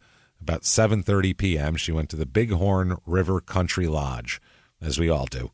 Yeah, who doesn't go there at 7:30 on a Friday night? Sounds cozy. Yeah, it sounds like a good place to get a post-fishing meal, I guess. And her job is to provide these post-fishing meals. Okay. And Rob and Tanya Warren are the ones who own and operate the lodge. We told you about Tanya before, and she had talked to Catherine about her marriage. Rob Warren described Catherine as just a great employee who's great with the guests and fantastic to have around and a real joy to behold. So she said that that night, Catherine had come to work at about 7:30, and then about 8:30 p.m., here comes Brian into the lodge while she's at work and starts an argument with her at her job. My God. Which is, again, bonkers. I mean, this is crazy. So nobody should ever do that. Yeah. Now, that Rob Warren, the owner here, he told Brian that this isn't the right place to have an argument with your wife. Right. If you'd like to do that, please, wait till she gets home. Thank you. And I beg you. Yeah. Have a good one. Please fucking don't do that here. Goodbye. It's going to ruin my Yelp reviews. Yeah, that's all they're going to talk about is arguing employee with her husband. And sure, my food came on time. It was delicious. But it was so distracting, as we know from reviews. It's hard to digest over the word bitch 30 times. Yeah. And I don't know. There was cookies. A bag of cookies broke open. I don't know if that was like a free dessert. They don't even serve cookies. It's weird. So Tanya Warren says that Catherine... called Brian that night because that's before he had showed up. Yeah. She called him at home and asked if he wanted a guide the next day for them. They needed a fishing guide the next day, and apparently they got into an argument on the phone. And then that's when they hung up. She said, "Well, I have to go to work," and then so he got in his car and drove there and continued the argument in person. Jesus Christ. Holy shit! Which is fucking nuts. So Tanya does say that after Rob talked to him for a few minutes and calmed Brian down, and he calmed down and then he left. He was like, yeah, you're right. This is silly. And he left. Okay. So Tanya said that Catherine would assist in cleaning the kitchen and prepping lunches before she would leave every night. She usually left between about 10:30 and midnight, depending on how busy they were in the cleaning process. She said that that night she left about 11 o'clock. So that night, she goes home. Now, that night, Kathleen and Eric Anderson, they're weekenders here. They come to the trailer and live. They have a trailer nearby, and they live there. They go on the water on the weekends. That's their weekend getaway. gig. Yep. That's their getaway, and they would vacation here and shit like that. They had a boat in the marina there also, but they rented a lot and stayed in there. They have a Dutchman RV, so they stay in there in a lot, and that's right by the. They ended up purchasing a lot at the Fort Smith Trailer Park and moved the Dutchman onto that. And it's a big RV truck is what that is, if you don't know, like a Winnebago, basically. Yep. It's a big camper. Big camper truck. And that's, they lived right across from a small alley from the Laird's. Okay. That's where their trailer is. It's about 48 feet from there, the Laird's trailer to their RV. So that's pretty close in terms of neighbors. Shit. Yeah. Yeah, 5 basketball hoops is close in between houses. So so they stayed there, and like we said, that's where they were. Well, they overheard the Lairds arguing over the course of several weekends over this summer. Every weekend, they're like, oh, my God, the fucking neighbors are arguing again. They said they could clearly hear them arguing through the vent in the shower ceiling. In their coach, they could hear it. Yeah, because it was. We've talked about trailers and the sound. The sound doesn't stay in a trailer like it does a home. It's almost like a microphone. Right. But they're in a building. They're in another separate building, and they can hear through both walls. But they're both in tin boxes, so I feel like it's probably like the can telephone theory. They're like two cans. If you put a string between them, they could fucking hear everything word for word, probably. But otherwise, you can just hear it anyway because your ear's in a can. So I think it's that sort of deal. So they're doing this. They overhear them arguing. Catherine took a shower close to midnight that night, so after work, and they said they could clearly hear the couple arguing in raised voices through the vent in the shower ceiling. So if you were arguing in the bathroom, it would be louder. Everyone could hear it outside. You were basically broadcasting it up through a microphone to the entire neighborhood. So they said that they heard a male voice clearly state, quote, "You fucking bitch," over and over and over again. And a female voice that was crying, repeatedly saying, "No, no, no," the whole time. So the argument went on. They said the whole time Catherine was in the shower. I'm sorry, the wife here, Anderson's wife, is Kathleen, so that's confusing. Right. She was in the shower and could hear this whole thing through her shower vent, so it's the opposite. Not they were broadcasting it out this way. That's the speaker into her home. Exactly. That's the speaker. So if you wanted to hear shit, you went in the shower vent to hear it all come right in your... Wow. Super weird. So they said the arguing suddenly stopped. And there's that. So here is when they're talked about, questioned. Kathleen says, they were fighting. And the description is, he was screaming or yelling at her, calling her a fucking bitch. And she was crying and screaming, "No, no, no." And I remember their little dog barking. It was one of those little dogs with a high-pitched bark. Mm-hmm. It's named Ralphie. It's 13 years old, this dog. Poor Ralphie. They said, and it was barking, and she kept yelling, "No, no, no," and he just kept calling her the same name over and over and over again. He's got a pretty weak resume and reservoir of insults. It always says, "You fucking bitch." That's all he ever says.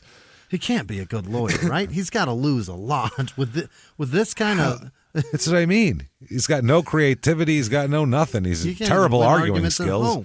Oh, his arguing is "you fucking bitch." That's not an argument.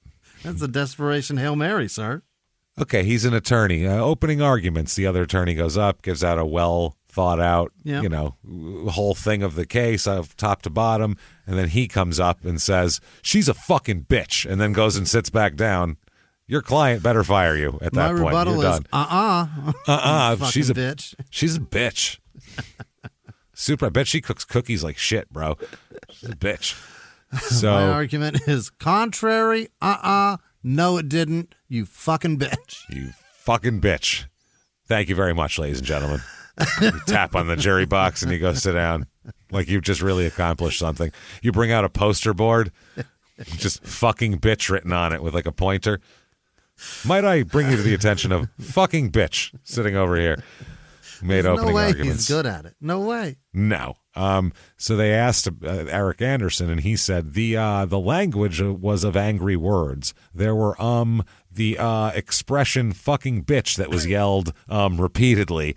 There was language in resistance. There were words no. The intensity continued to and they said, was it the male or female saying no? And he says it was the woman's voice that used the expression no. The language was used the hostile from the male. And they said more of the hostile language came from the male. Yeah, is what he's saying. This guy he's not a lawyer either, I hope. Because he does not make a real convincing argument either here. I'm going to be honest with you. Does he like Brian so much that he feels bad snitching on him? This guy sounds like Ralph Macchio's original lawyer in fucking My Cousin Vinny, the public defender. A lot of stuttering.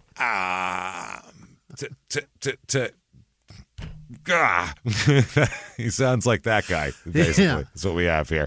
I feel bad telling on him, but yeah. He did call her a fucking bitch. My wife didn't like it, so I better say what happened. No shit. So they said more of the aggressor, and he says, "Oh yes, yeah, angrily, with a full male voice, not a loud volume." Huh? Oh my God. You want to think about that again and shoot that back to me one more time? Tell you what, we'll just use your wife's statement. She seems to be a little more eloquent in this fucking situation. You must be awful at Scrabble, you know, just... Or Pictionary or anything.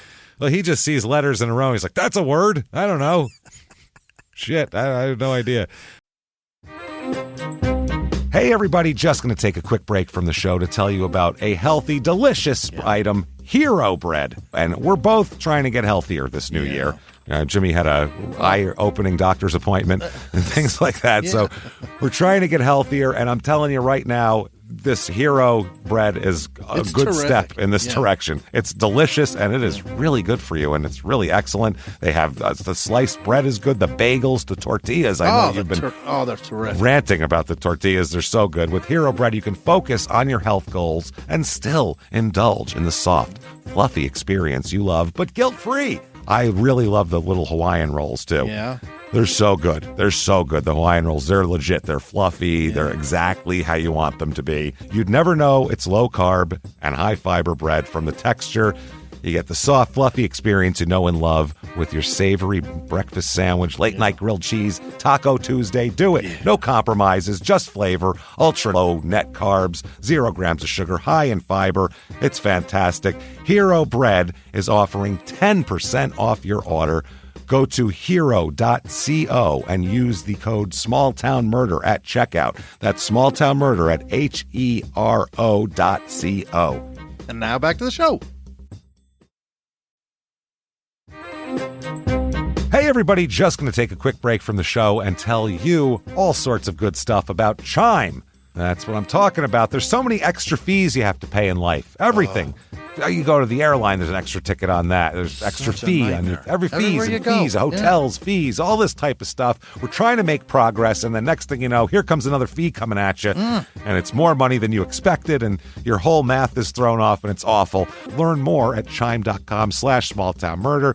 Chime is great with that stuff. I mean, you can't beat if your things are a little tight, especially around the holidays or after the holidays. Yeah. You need that money a couple days early, or you go grocery shopping. You got a car payment due. There's so many things that don't cross over exactly how you want them to cross over. Make progress toward a better financial future with Chime. Open your account in 2 minutes at chime.com/smalltownmurder. That's chime.com/smalltownmurder. Feels like progress.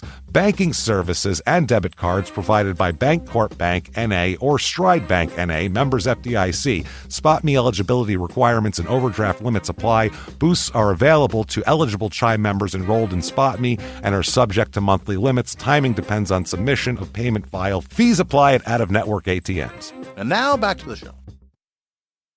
So he said, just there was a pause, and then he said, hollering. Great. Okay, thanks, sir. Thank you. So Eric Anderson said that about 10 minutes after the yelling stopped and the screaming stopped, he heard, at that point, he and his wife heard a vehicle start, and they observed that a vehicle that was parked at the Laird trailer driving slowly down the street and then turn and come around and exit on B Street. I don't know. You'd have to have a map of this. He described the vehicle as a white or cream-colored Toyota 4Runner, and he pointed out that a large light mounted on a pole that provided light to the area because there was a big light by the property, so he could see everything. He said that the Lairds owned both a white and a green-colored Toyota 4Runner, so they had two of them. Oh, his and hers. That's cute. That's what I mean. Very nice. So they observed the white 4Runner leaving the trailer park at that point, and then, they said that they thought that they thought that was being driven by a male. So they said that they assumed it was Brian. Yeah. And they said they were looking out a window in the camper's kitchen. So they were spying on this whole thing is what they were doing. Yeah. She took a shower, my ass. They went in the fucking shower to hear the argument through the shower vent. And then when it stopped, they looked out the fucking blinds until somebody came out and got in the car. Why can't you just say... Is that him? I think it's him. Yeah. Not a lot. There isn't even a movie theater here. There's not a lot to do. So we used this as our source of fucking nosy, weird, voyeuristic, whatever the fuck. We watch the weird shit through the window. We're super into reality television, even though we're ahead of our time, and it's only 1999. Can't wait for it to start. I can't wait. So that's how that goes. That's what they do. They look at it there. Now, when they said, after they saw him leaving, they said they were happy because now the arguing would stop and they could, quote, get some peace. Because they said every weekend it's just them arguing next door all the time. They said that definitely Brian was the aggressor. And she, said, I wonder where he went after he left the trailer, which who cares? So they said they never heard the 4Runner return after it departed. And they said they didn't hear any more yelling coming from there after that.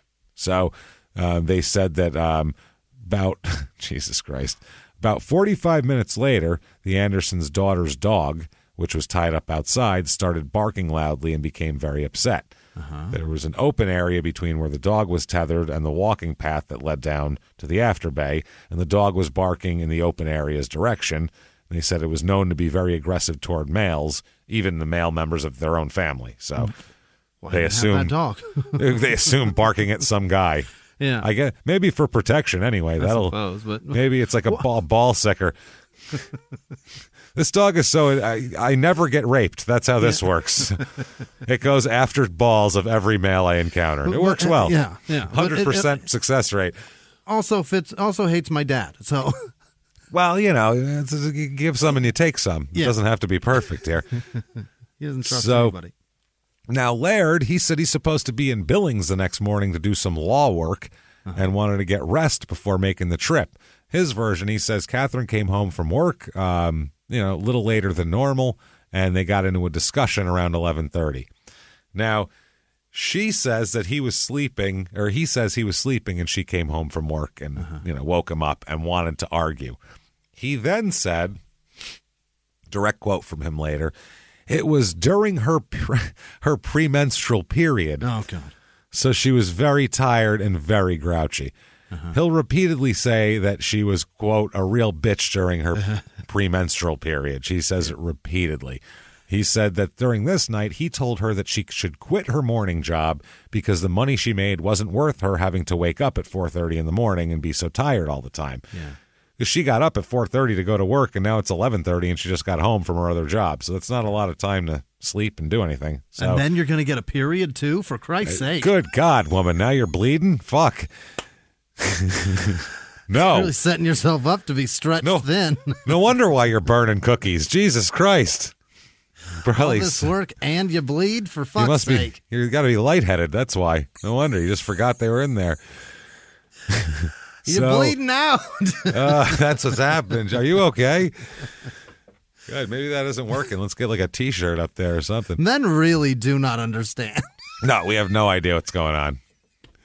We really don't get it. No one teaches us. No one tells us. It's just shit we have to pick up from commercials and complaints over the years that we hear. And we don't ask. It's not like it's not a secret. I'm sure if you ask, they'll tell you. But probably, yeah. We just are like, I don't know, that sounds terrible. And we just go on with our day. That sounds awful. It's kind of shitty. Really right? Sorry about that. I'll go pick up anything you need me to get. That's all. Yeah. I don't understand that whole thing of I won't pick up products of. I don't give a fuck. What are they? I don't give a shit. I used to always pick them up for my daughter, and who cares? I'm afraid they think it's for me. What do I? Yeah, I'm getting my period right now. I don't care. You say that, I'll go, yes, I'm right. It's a heavy flow day. Give me my fucking change. I got to get out of here. My dick is so big I can jam these through the tip of it. That's how it is. Are you ready for more information? It's a heavy flow. I'm going to go jam 3 of these up there in the car. It's pretty heavy, so you want to hurry the fuck up with the transaction there, Chief? I don't care. What is the whole, I can't go get those. Why? What? There is a weird thing with that. I don't know what it is. I don't understand it. I never understood it. I don't care. I'll fucking parade those things through. Yeah. I'll ask, hey, which is this the... I don't give a fuck. What do I care? I'll buy the adult diaper. They're on your shelves, motherfucker. What are you looking at me like that That's for? That's the least embarrassing shit, I think. So. You sell them, you fucking weirdo. Plus, I look like a good guy no matter what. Yeah. They're not for me. I'm getting them for someone. Yeah. I look like a nice guy. I do. Single guys, if you if you really want to get laid, buy a bunch of female products and walk through the store with them. Women will think you're amazing and then be like, oh yeah, no, this is for my sister has advanced hepatitis. She's at home very ill, so I have to bring her products. But what's your name, sweetheart? It's not contagious. It's C. Don't worry, I don't fuck her. We don't do needle drugs together, so it's fine. She was a junkie and I brought her in. Don't worry, I don't fuck her. You just said she's your sister. Well, keep your lies straight. It's a 113-person town. I got to tell you, I don't fuck my sister. That's a good point. Yeah. I mean, 3 weeks ago, we had a teenager kill 13 people over her cousin. So anything's possible on this show. Either way, and that's the argument. He said, that. He didn't want to argue. He said she, quote, wanted to argue about her morning job and things in general, is the way he put it. She just wanted to argue, and he wanted to go to sleep. So he said they argued for about 15 minutes, and he said he, quote, refused to have an argument because it was a small point and it was late at night and he had to go to Billings the next day. Right. And, of course, the you fucking bitch, you burned my cookies guy was completely reasonable, I'm sure. I'm sure he was just very reasonable and everything like that.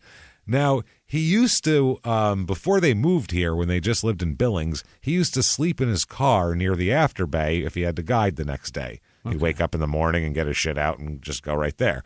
So he knows of that as an option. The after bay boat launch area with the parking lot is located on the river about 0.8 of a mile from the trailer park. So walking distance right there. It's referred to as the after bay and after bay parking lot. So there's an overflow parking lot located next to the after bay. That's called the overflow lot. Right, we'll talk about that. Now, he said that to avoid an argument, he got in his car and drove to the spot near the after bay and went to sleep, where he used to go when he would come here to guide. Yeah. Uh-huh.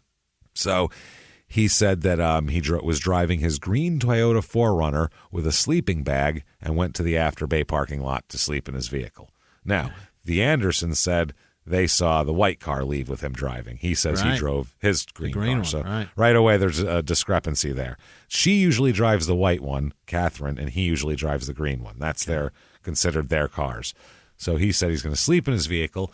He said that he got his sleeping bag, got all comfortable, and next thing you know, bang, bang, bang, here comes Catherine knocking on the window. Catherine came down there. She came down there knocking on the window, and she's furious. That he went to sleep in his car. So he told her to let him go back to sleep, and she said no, and said, I want to fight. Brought these gloves down here and everything. I'd like to have a fight. I brought judges. We're going to construct an octagon and go to town here. But no, she wanted to argue, apparently, is what he said. She told him that she wanted to fight, and he says that he told her to go home. And she said, well, why don't you go home? And they kept telling each other to go home back and forth. This is a mature, literally, why don't you go home? Well, you go home. Well, you left first. Yeah. Well, you came down here after me. Why don't you leave and then I'll leave? So they're literally arguing about that. He claims that eventually she got in her car and fucking jammed it on out of there. High rate of speed, pissed off, took off out of the parking lot. And he said that he returned to the trailer after that. He got in, drove his car to the trailer, and said that her car wasn't there when he got home at the trailer. Okay. So he said that he laid down on the couch for about 15 minutes, started to doze off, and boom, Catherine burst through the door. Here she is. Yelling and screaming and wanting to fight more. Okay, that's his claim. So she just, in all this time, she stayed at a fucking 8. She just somehow is just following him around, arguing. That angry. She drove around for a half hour. Right. Still, can't even process it. Yeah, which I don't not believe in any of this shit. So he said she's yelling. He said that she got in there and was going all around the trailer, slamming drawers and doors and banging shit, and you know the sound of the sound of an angry woman in the house. You know that sound. That's the sound. Looking for a comment after any movement I make. So he said that he told her at that point that, you know, you're PMSing right now. Oh, God. Why don't you calm down? So he crossed 2 bridges there that you probably shouldn't cross in this situation of tell her to calm down. It's just your period. Yeah. Calm down, which are 2 things that women love to hear about. The fact you're 30. You should be able to handle this by now. Yeah, there's a whole thing, and this isn't great. No, I'm not going and getting you tampons. This is all. That's what he said. He said to her, and he said, "What's your fucking problem, man? Like, you know, what's your deal?" He's yelling at her, and he said that he told her to settle down. And what the fuck, man? So he said that she exited the trailer, slamming the door behind her. I'm not going to calm down. This is very out of character behavior for her, by the way. Right. Especially if someone's chasing you around, hitting you with cookies 12 hours earlier, 8 hours earlier. Now you're this aggressor who's going through the house slamming shit and banging things and fuck you, buddy. And it seems, I don't know. Now you've had enough? I don't know about this. So doesn't sound like the lady that makes the continental breakfast. I know, that's what I mean. And cookies for you, burnt or not. So he said that she slammed the door, and there's that. And it was about 1:30 a.m. when she drove off in the white 4Runner. He said he laid back down on the sofa, figuring she'd come home after she cooled off. She had to go drive around. And he said he fell asleep on the sofa. And that was it. Said she wouldn't say what was wrong the whole time. Just kept slamming things, digging around drawers, and then slamming them. He said she was acting like a mad woman. Yeah. And before she left and slammed the door, she said, "Take care of Ralphie," and then left. Ralphie's the dog. Yeah. Take care of our 13-year-old dog. Take care of the dog. And he just said he shrugged and, fell asleep, and that was that. So all good. The next morning, July 31st, 1999, he is awoken by the phone ringing. Yeah. The phone had rang apparently a few minutes earlier. Nobody answered. And then this time he answers groggily, of course. Yeah. Oh, hello.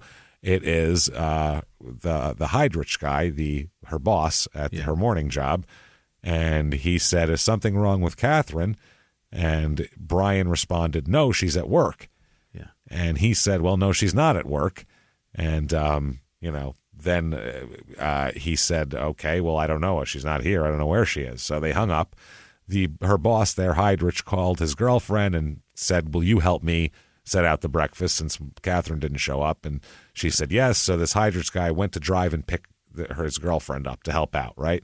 As he's leaving, he picks her up, and then as he drives back there, about 6:30 or 7 in the morning, he said he saw Laird driving away from the after bay toward his trailer.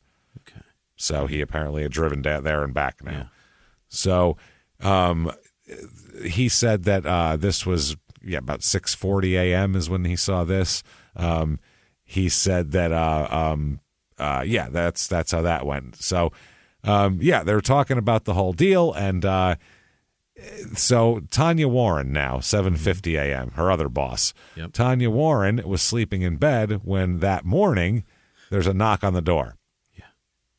Okay. Knock on the door, and it's Brian. He is Well, he's not at the door because by the time Warren got out of bed, Brian was already standing in her kitchen. Oh. Which is very aggressive at 7:50 in the morning. And he tells her that you have to do something. You have to help me here. Apparently, he said that he went to the Afterbay parking lot where he had been the night before, where they saw him leaving. Right. And he said that he found Catherine's car there.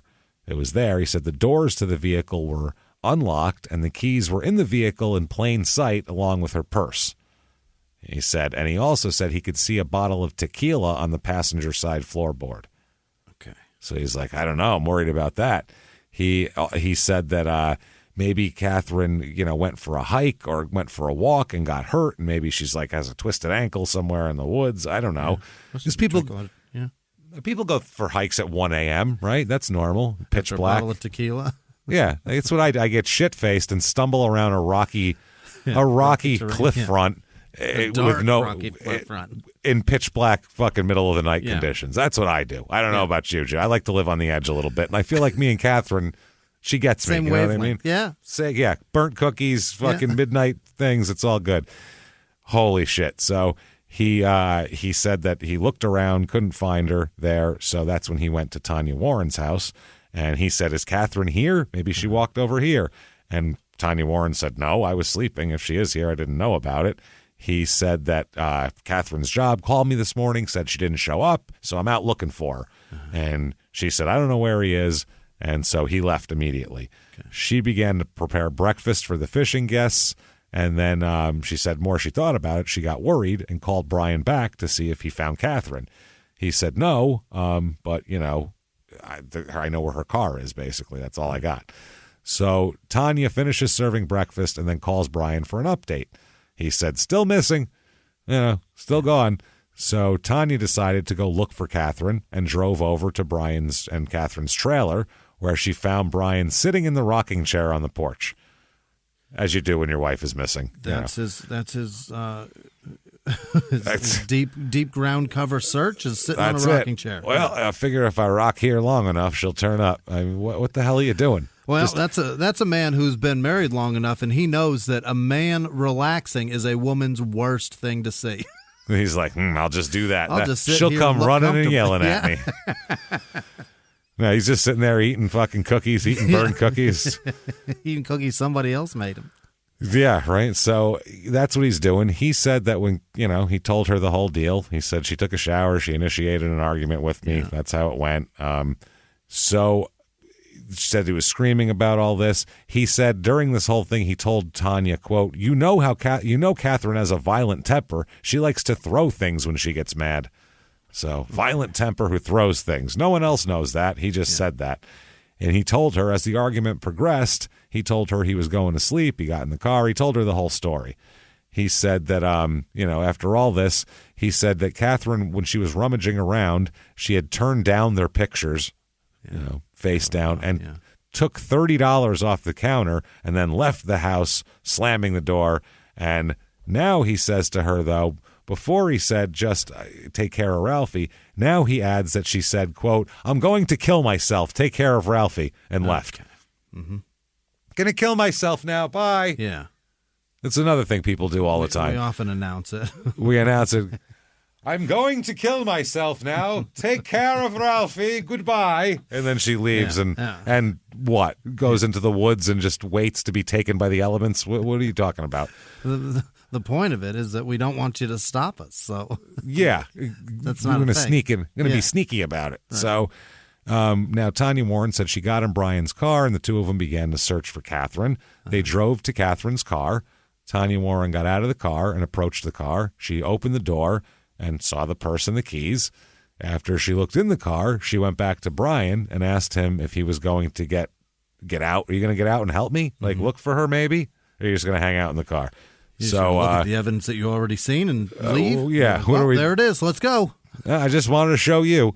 So she said she did notice when she got there, she noticed two guys, fishing along the shoreline of the Afterbay, and a couple was parked very close by, and another couple was sitting on the shoreline of the Afterbay. And after entering the parking lot, he had said to her, "Oh, there are cars here. There are other people here."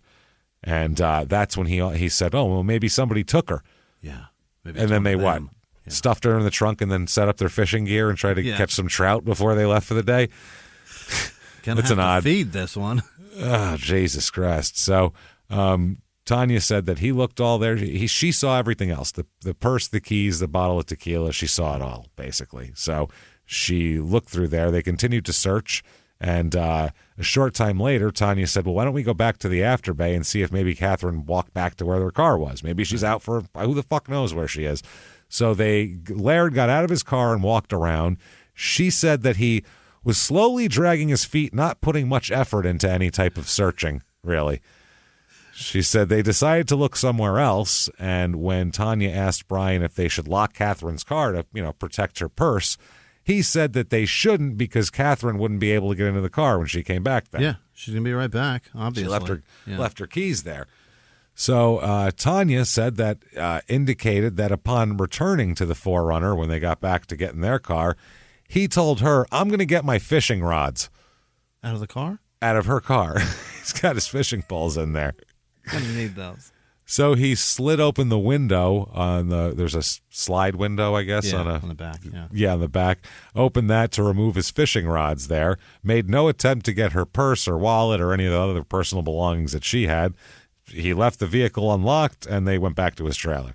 Okay. So they went back there, and when they ended up going back out and searching more, after all this. So they get out in a different parking area.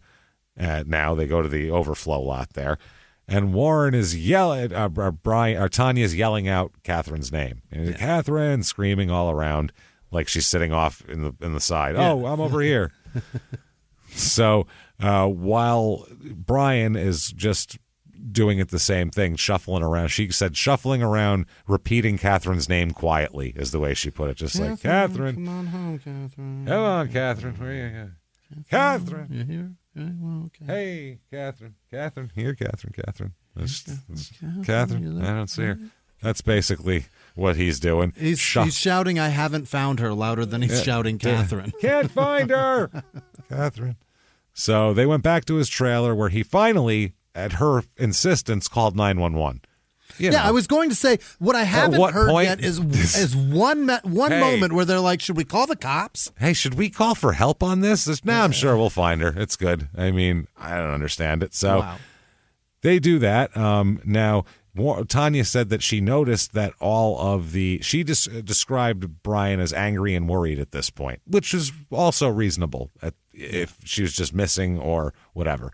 Also noticed that all the photographs in the trailer had been turned down as well, so somebody did that. He called 911, and Tanya walked outside the trailer and started asking anyone walking around, have you seen Catherine? Have you seen Catherine? Everybody knows her, and they said no. So Tanya started to think of everything, of where they could search, and she said, well, we didn't search the far end of the overflow parking lot. We didn't really go down there. You know what I mean? We should search that area and see what's going on. So she gets in, and they're driving over a bridge, and Tanya Warren stops her car and looks over toward the overflow parking lot. From there, she could see something floating on the surface of the water. Oh, what? She said it looked like some sort of air bubble floating on the surface of the water. Like it was weird. It just looked like an orb or a bubble or something. So she drove down to the overflow parking lot where she could clearly see Catherine's body floating face down in the water. Oh, my God. Yeah. So she freaked out, realizing it was Catherine, and she drove to her friend's house, the closest place, and called 911. Yeah. Nobody's got a cell phone here. So she freaks out, obviously. They call 911. Then Tanya gets in the car and drives back to Brian's trailer to say, hey, holy shit.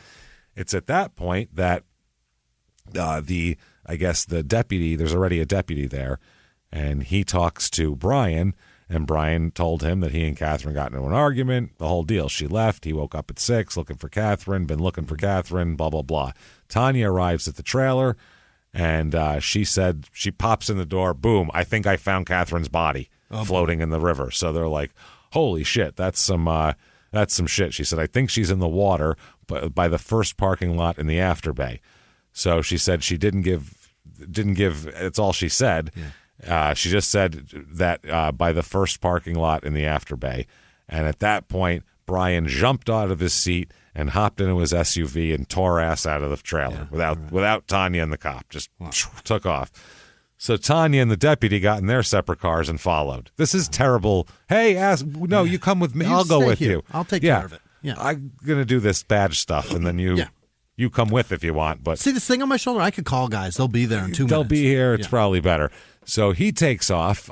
As he did, they follow, like we said.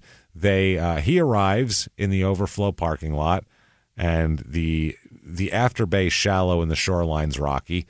Brian is pulling Catherine's body out of the water when they get there. He's pulling it out and wailing and crying. Okay. Oh my God. Oh, Catherine! Now he's screaming and he's pulling her lifeless body and oh God, Catherine! Touching the body. Asshole. Fucking it all up, getting everything all over him. And the officers had to physically remove him from her body to say, it's a fucking crime scene, you asshole. You can't do this. Dipshit. So Catherine was wearing gray sweatpants, which were like kind of half down a little bit, but with water, you don't know what that meant. She's wearing a bra and a button-up shirt with only one or two of the buttons buttoned at the top. She also had on earrings, a ring, and a wristwatch as well. She wasn't wearing socks or shoes and wasn't wearing contact lenses and had no glasses on her as well. And she can't see, so she's going to be driving around? She's out there driving around and hiking in the middle. Remember we said a nice rocky middle of the night, no moon hike? Yeah. Well, add no shoes and no way to see anything, even though it's dark. She said, well, it's dark anyway. Who needs to see? And evidently drank a fifth of tequila while she can't see either way. Well, I'm gonna take my shoes off so I can feel the earth with my feet, and that way I'll be more connected to it, and I won't fall, even though it's dark and I'm blind and drunk. Yeah, that's his story here. Wow. So the injuries, we'll pause from this scene. Imagine he's Catherine, and they're pulling him off. And no, my darling, I love burnt cookies. He's going through the whole deal. Yeah. Now the coroner shows up and responds to this, and he brings the body to the mortuary, and they have a Dr. Mueller here. And Dr. Mueller performs the autopsy, and they drew her blood for toxicology and all of that sort of thing. So they said that the embalming may cause bruises to become darker or more prominent, but will not make them appear larger. Okay. So if there's bruises, they could appear different but not bigger. So the coroner, while he's taking blood, notices bruises on her hands, right thigh, arms, and the top of her feet. Yeah. Oh. Okay. Now, also, when they get into it, there are bruises in the neck muscles, both right and left side here. Wow. Sternocleidomastoids. That's the actual where there's bruising. It's basically from the front of your neck here, and then in the back of the neck as well. There's another part that is bruised. That's a two-handed something or other. Like if somebody choked you with both hands there. Focal hemorrhage on the subcutaneous fat of the neck. Recent bruises of the left elbow, right forearm, upper back, right lateral thigh. Older blunt force injury to left thumb. Mm-hmm. So to get into this now. While Dr. Mueller was observing the bruises around the neck, he described them as troubling, very troubling, as he was doing it. There was an FBI agent there during the autopsy that was there to document this. And they got another forensic pathologist in there, and they wanted to look at her more.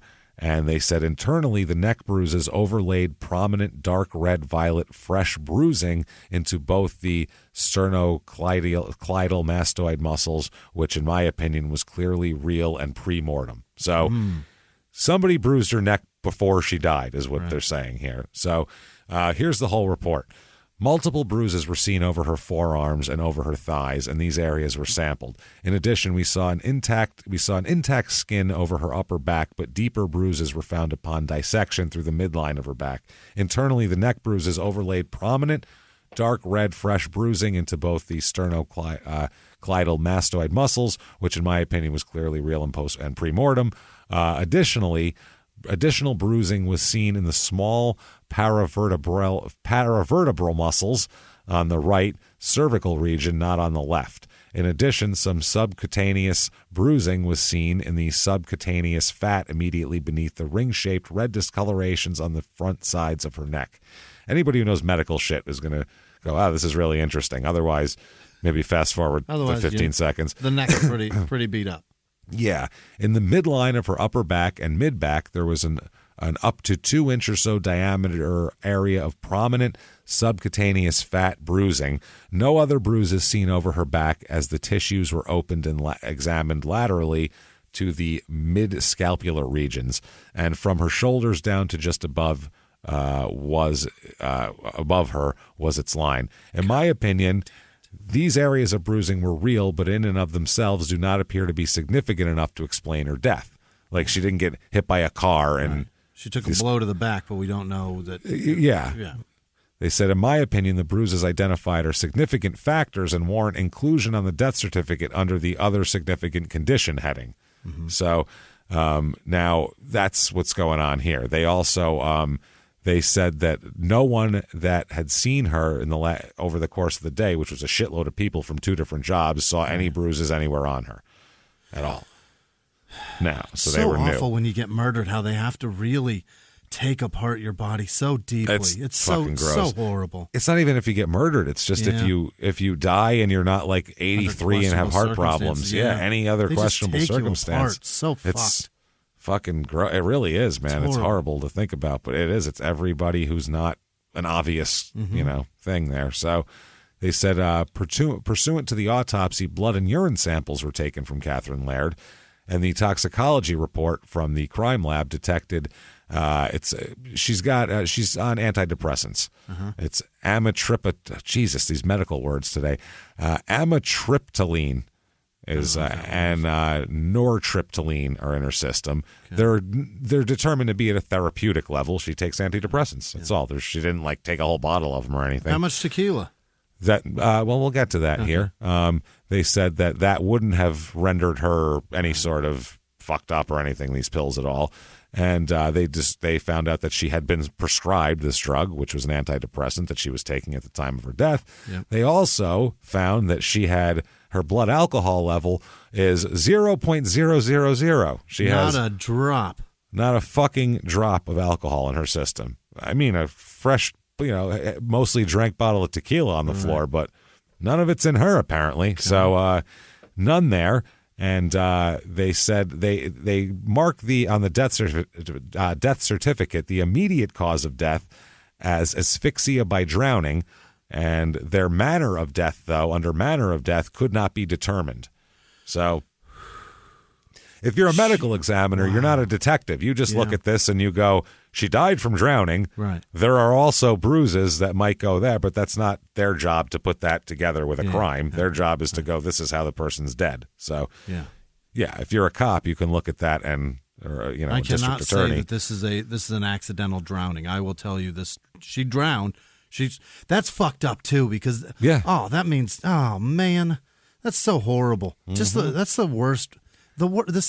Between drowning and fire, who fucking knows? But they're both equally goddamn awful. Bad. But what happened here, if it's pretty goddamn obvious to cause it seems like it, allegedly, the bruising around the neck and everything, that she's held underwater by her neck is what it seems like. That's how she was drowned.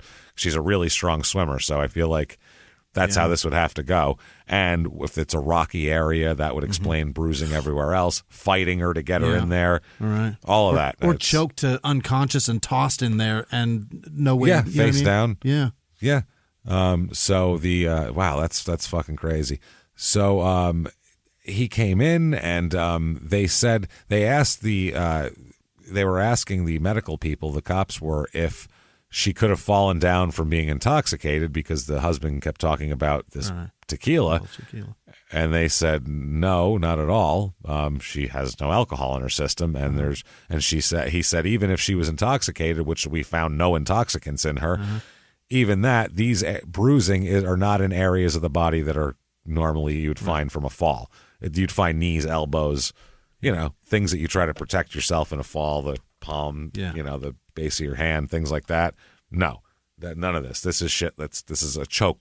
You don't fall and get choked. Right. You don't fall into a chokehold. That's not what happens. So it's pretty fucking interesting. So now back to the scene while this is all going on. They're pulling him off of her wet body as he tries to pull poor Catherine out of the water. So the FBI comes in pretty quickly because this is a small town. Even the county isn't much better at this type of thing. They're not. Sure.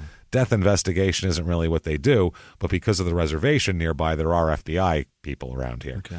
So I don't know why, but they would be there for that, but that seems to be a thing that happens all the time.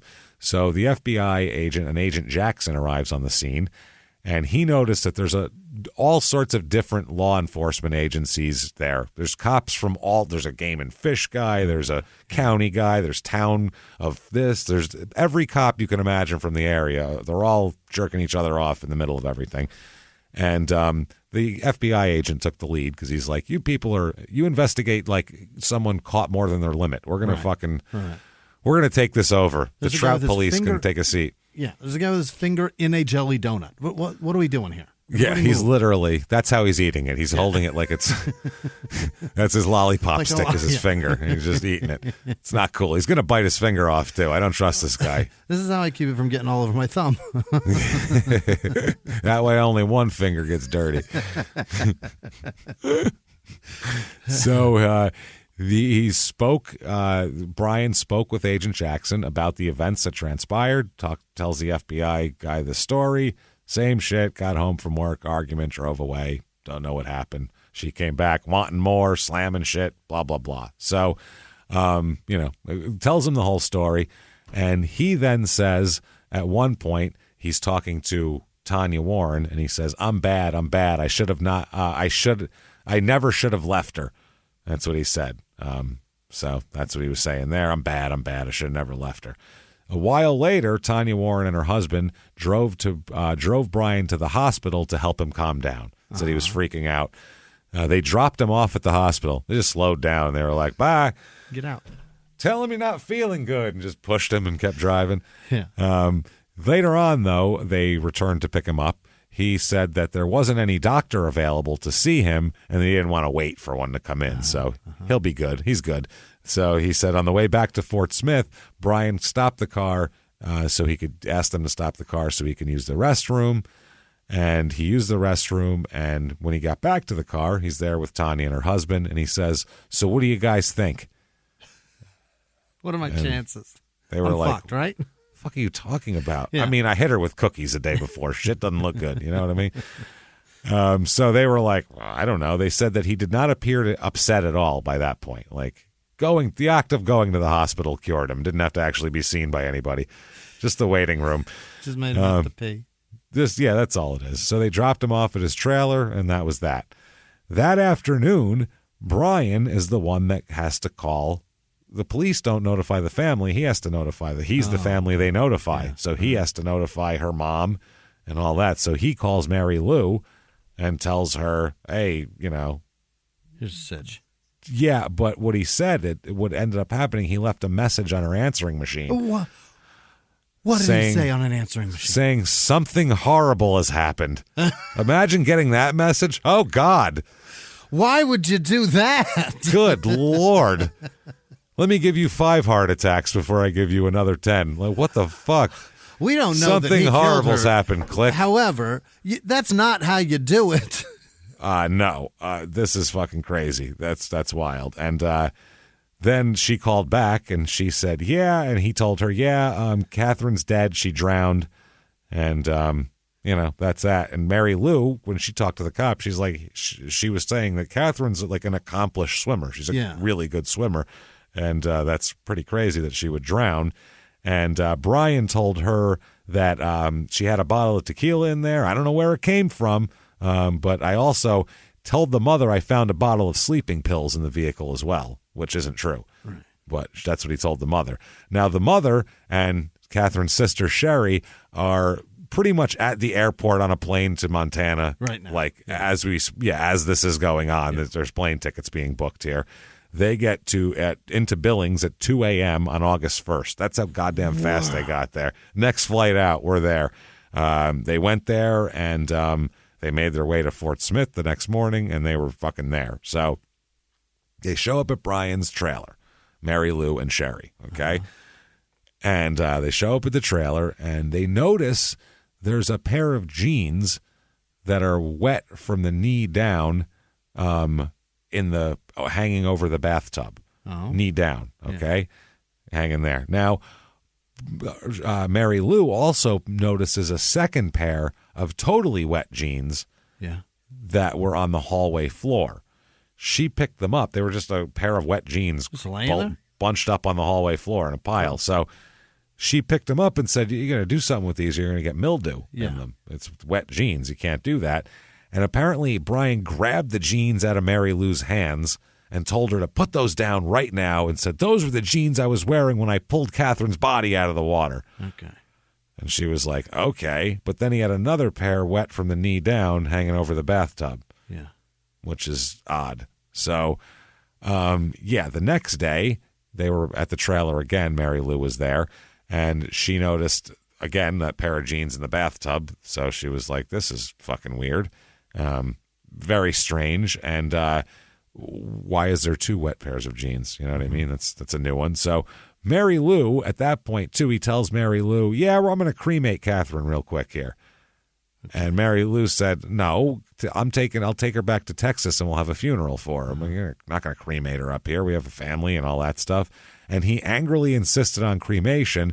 Mary Lou had to hire an attorney to get a court order to block it. Stop it. Wow. So she could, and she ended up getting control of it and ended up having a funeral for Catherine in Texas without cremation. And, they laid her to rest there with the rest of her family. That's nice. Very nice. Mm-hmm. So anyway, Brian Laird leaves Montana within a week.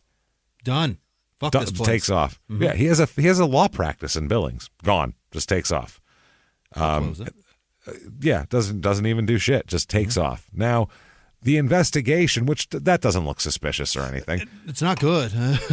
It's not good. At the same time, you'd say, well, I don't want all the memories or whatever, but it also, criminals run away. Yeah. You know what I mean? Mm-hmm.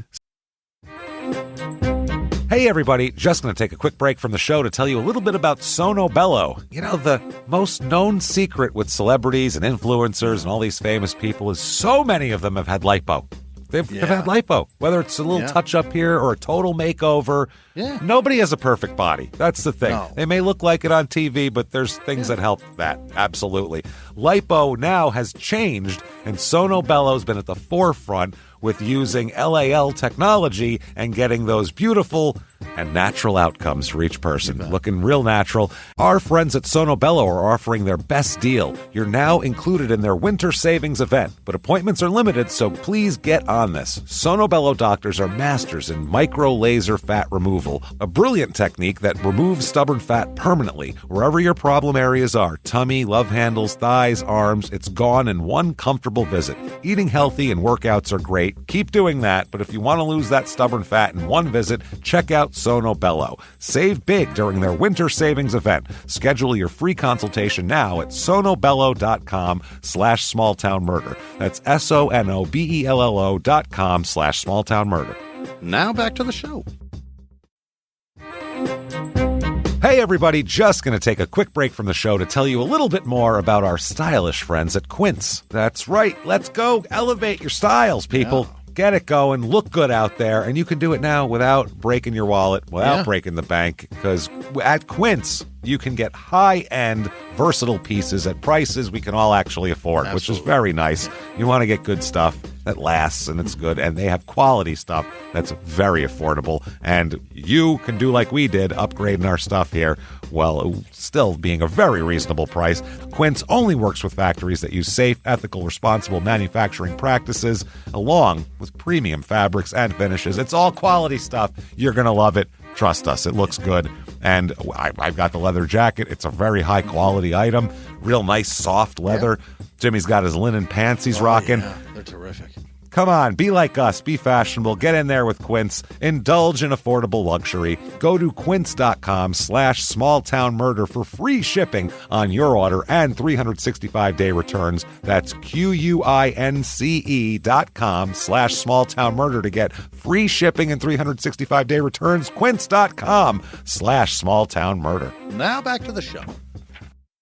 So it's just weird. So the Agent Jackson here with the FBI, he continues to investigate all this shit, and he's seeking out witnesses and everything like that. Who he doesn't speak to are the Andersons. They heard the fighting that night, the "you fucking bitch, no, no, no" fight. They never talked to them. Yep. This FBI agent never talks to them. On August 2nd, they execute a search warrant on Brian's trailer, and they recalled seeing a wet-looking pair of jeans in the hallway, and Agent Jackson seized a pair of jeans that were hanging on the side of the bathtub. And on August 6th, Agent Jackson received a note from Ranger Ryan, okay? A ranger named Ryan. Yeah. So the note read, quote, "Josh Anderson, who works at the marina, stated that his parents, Eric and Kathleen Anderson, heard an argument go on at trailer number 9 the night of July 30th. The Andersons live right across the alley on B Street in the trailer court." So, and it provided the Andersons' phone numbers both in and out of town. Yeah. Okay? Agent Jackson enclosed the note in the envelope and put it in the case file. That's it? That's it. That's what he did with it. He never fucking talked to them again, man. Oh, Ranger Ryan.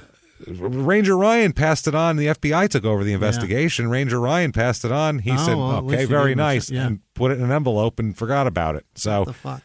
Real nice. So this Agent Jackson, that's what he did, and they talked to the Andersons on the day after. Ranger Ryan talks to him, and they won't be talked again. They won't be talked to again until 2012. Oh my God!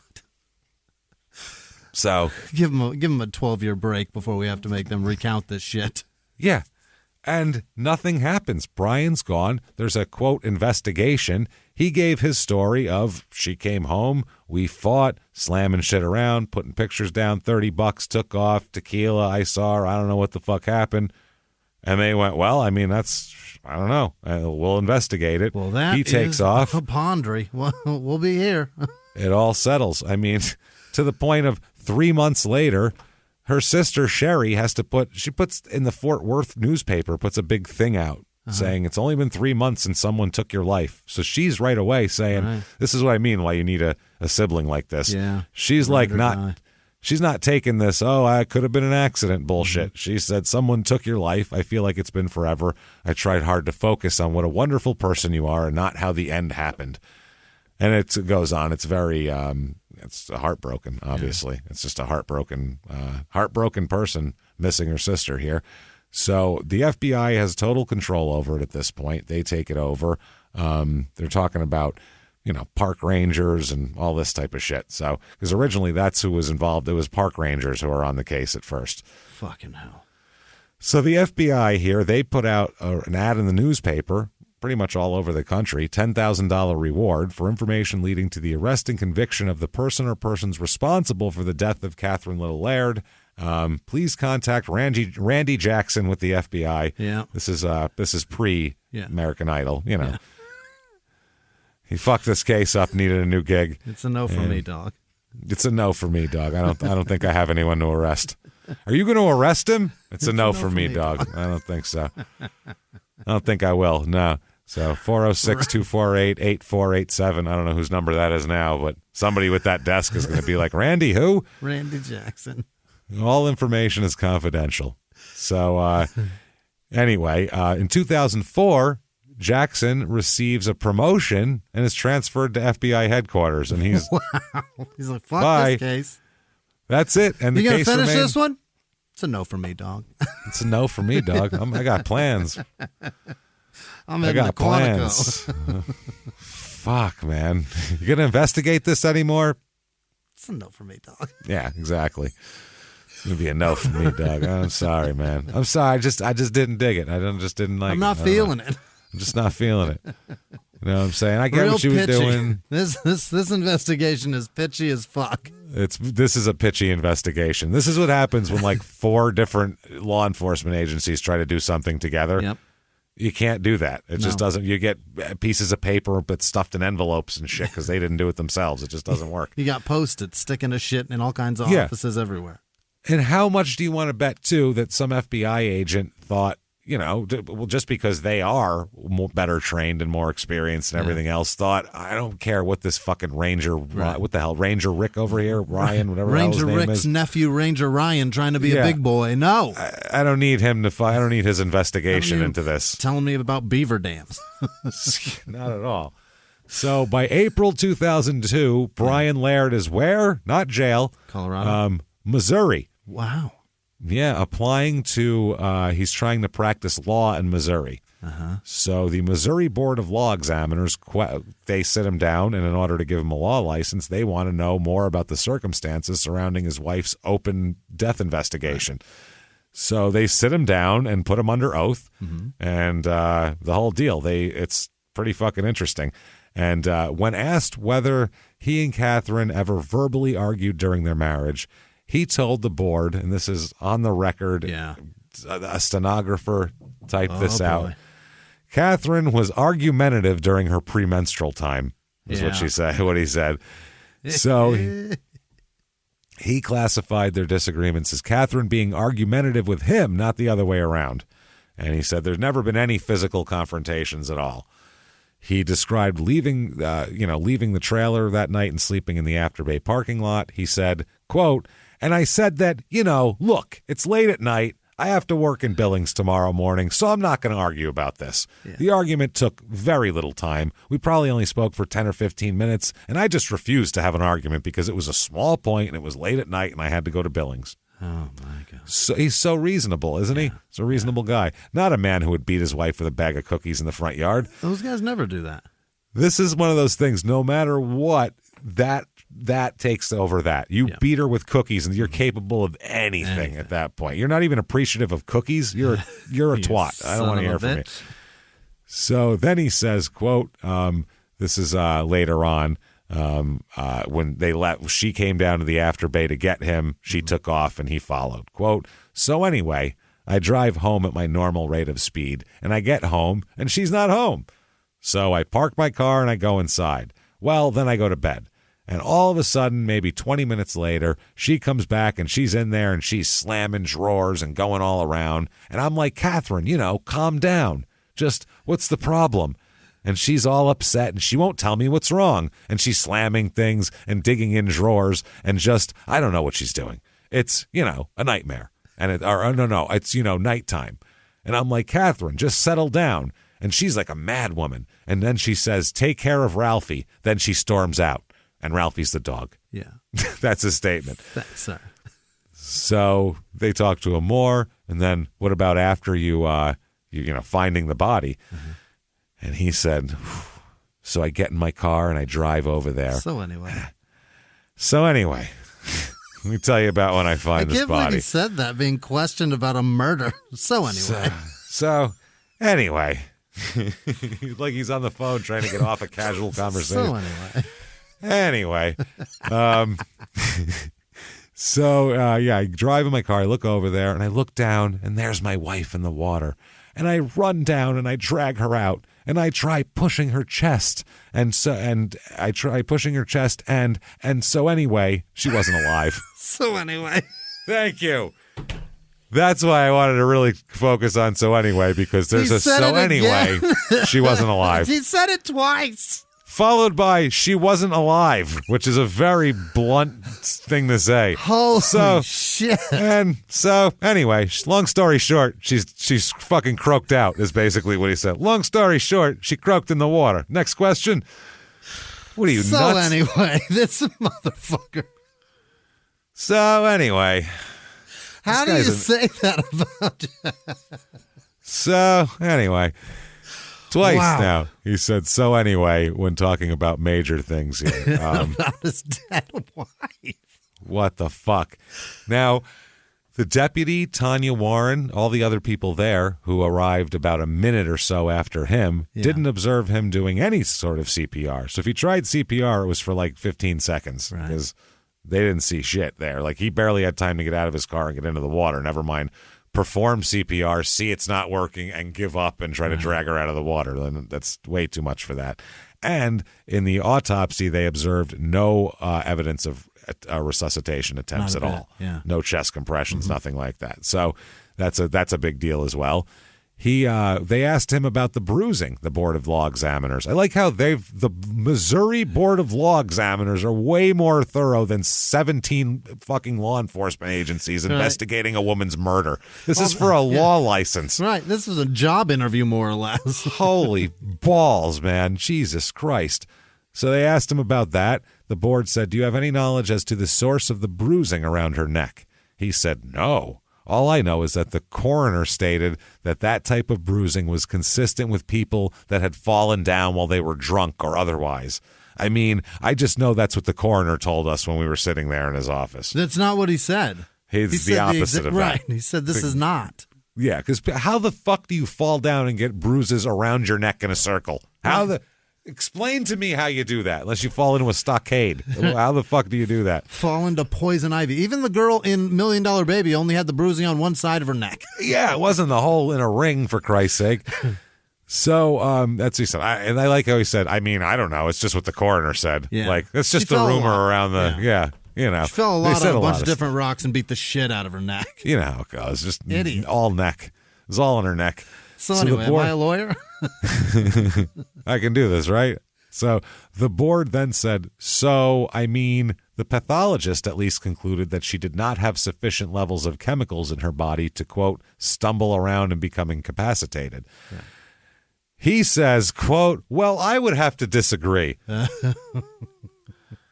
Pray tell, sir. Yeah, tell me why. I'd love to hear this. He said, I would have to disagree because I'm on the medication, and you have to start at a certain level, then you work your way up to that dosage. I was already at that dosage. If, I took my regular sleeping pills, only one, and then if I drank alcohol on top of it, I would have been stumbling around.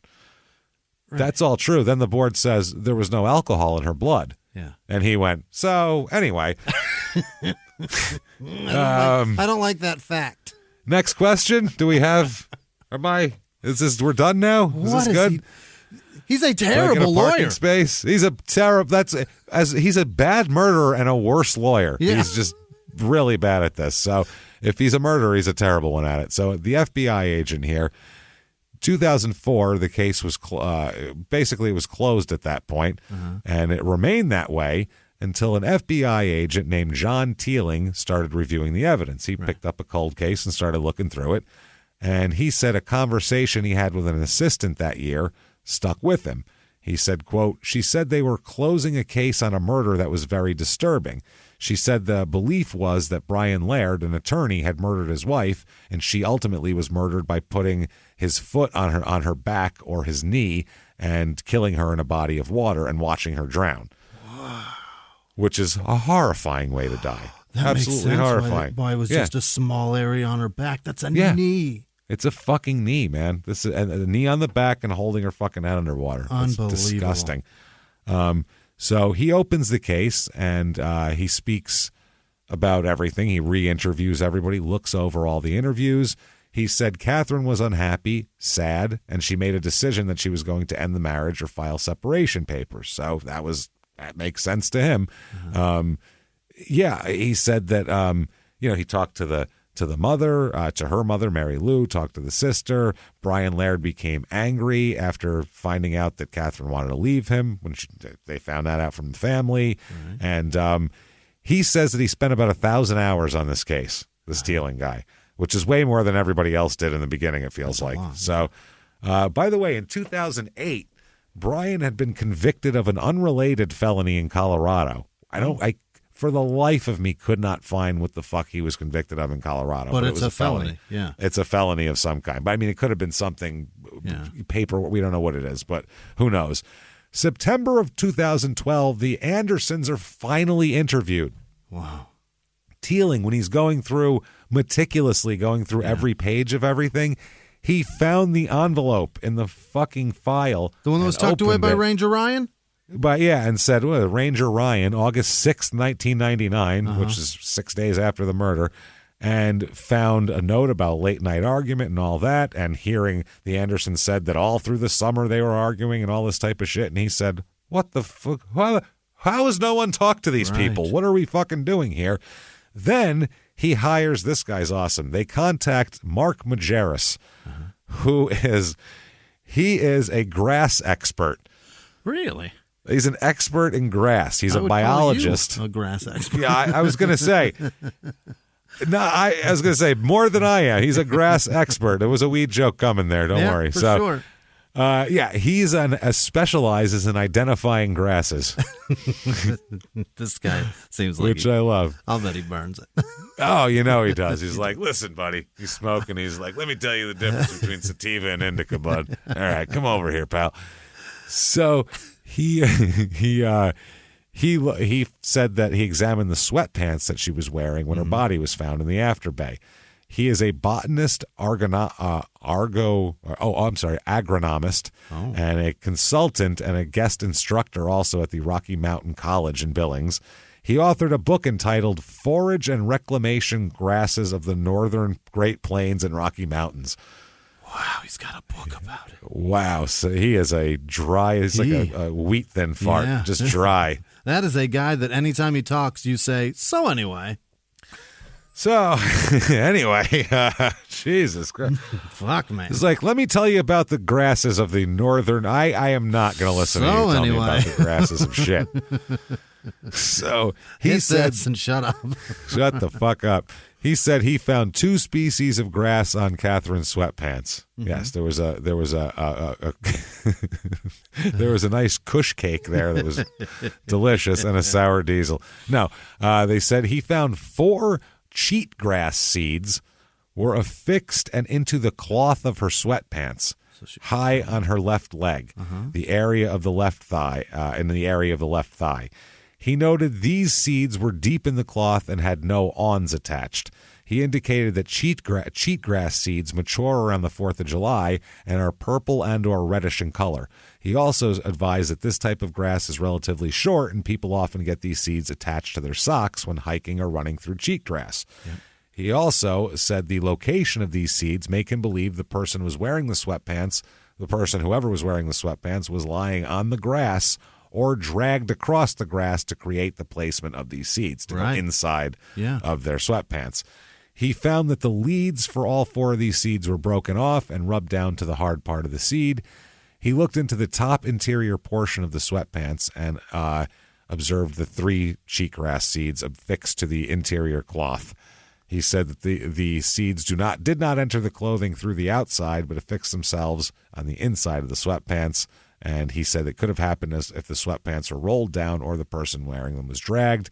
He also examined the backside exterior of the sweatpants, noticed 2 sets of glooms, Glumes. Yeah. I don't know.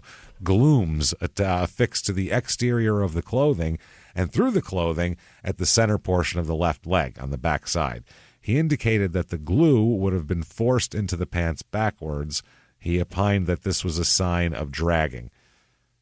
He also said that if a person was walking forward, this couldn't occur on the back of the pant leg like he observed. So he also examined the inside back, like the ass area of the sweatpants, and noticed another cheatgrass seed lightly attached to the interior cloth. So they took him to the afterbay where Catherine's vehicle was found and to the overflow parking lot where her body was found. And he said that the type of grass found near the overflow parking lot located above where Catherine's body was found was crested wheatgrass. As he walked down the slope from the parking area, he found that the grass changed to needle and thread grass with some cheatgrass interspersed among the needle and thread grass. After examining the area, him and the agents moved to the afterbay parking lot and performed the examination of the grasses over there.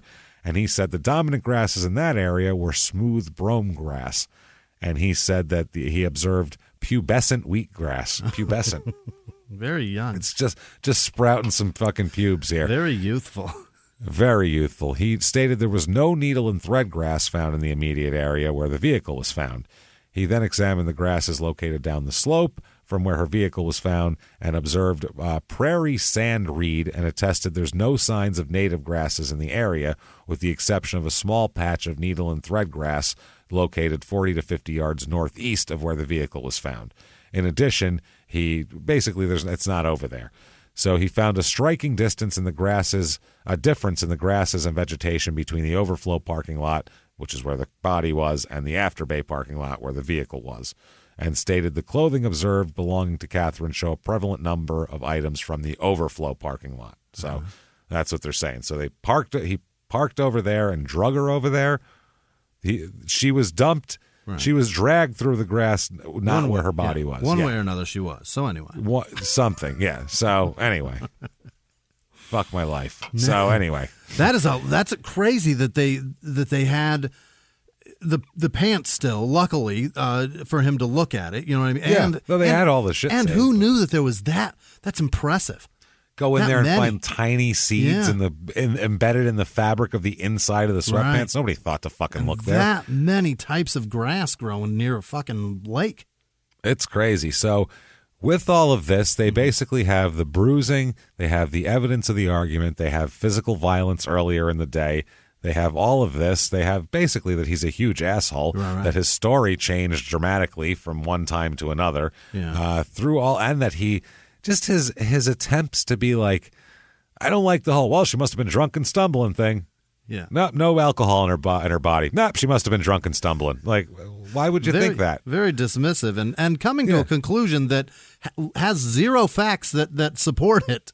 Yeah, wouldn't you be like, oh my God, my wife left and someone who might have been camping down there fucking killed her. Right. Holy shit. That would be my thought if I didn't kill her. Right. I wouldn't be like, well, she must have been drunk and stumbled and fell in and died. I guess that happens. Well, so anyway, I'm just getting on with my life here. He tried to create an accident scenario without any fucking facts to support it. It's really a bad plan. Terrible lawyer. Imagine this guy mounting your legal strategy from start to finish. Here's what we're going to do. Trying to make everything an accident. Listen, it was all an accident. So what do you mean? I already no accident, sir. Accident. Just whoever it is. Speeding. I just want you to get it knocked down to civil. That's it. That's it. No.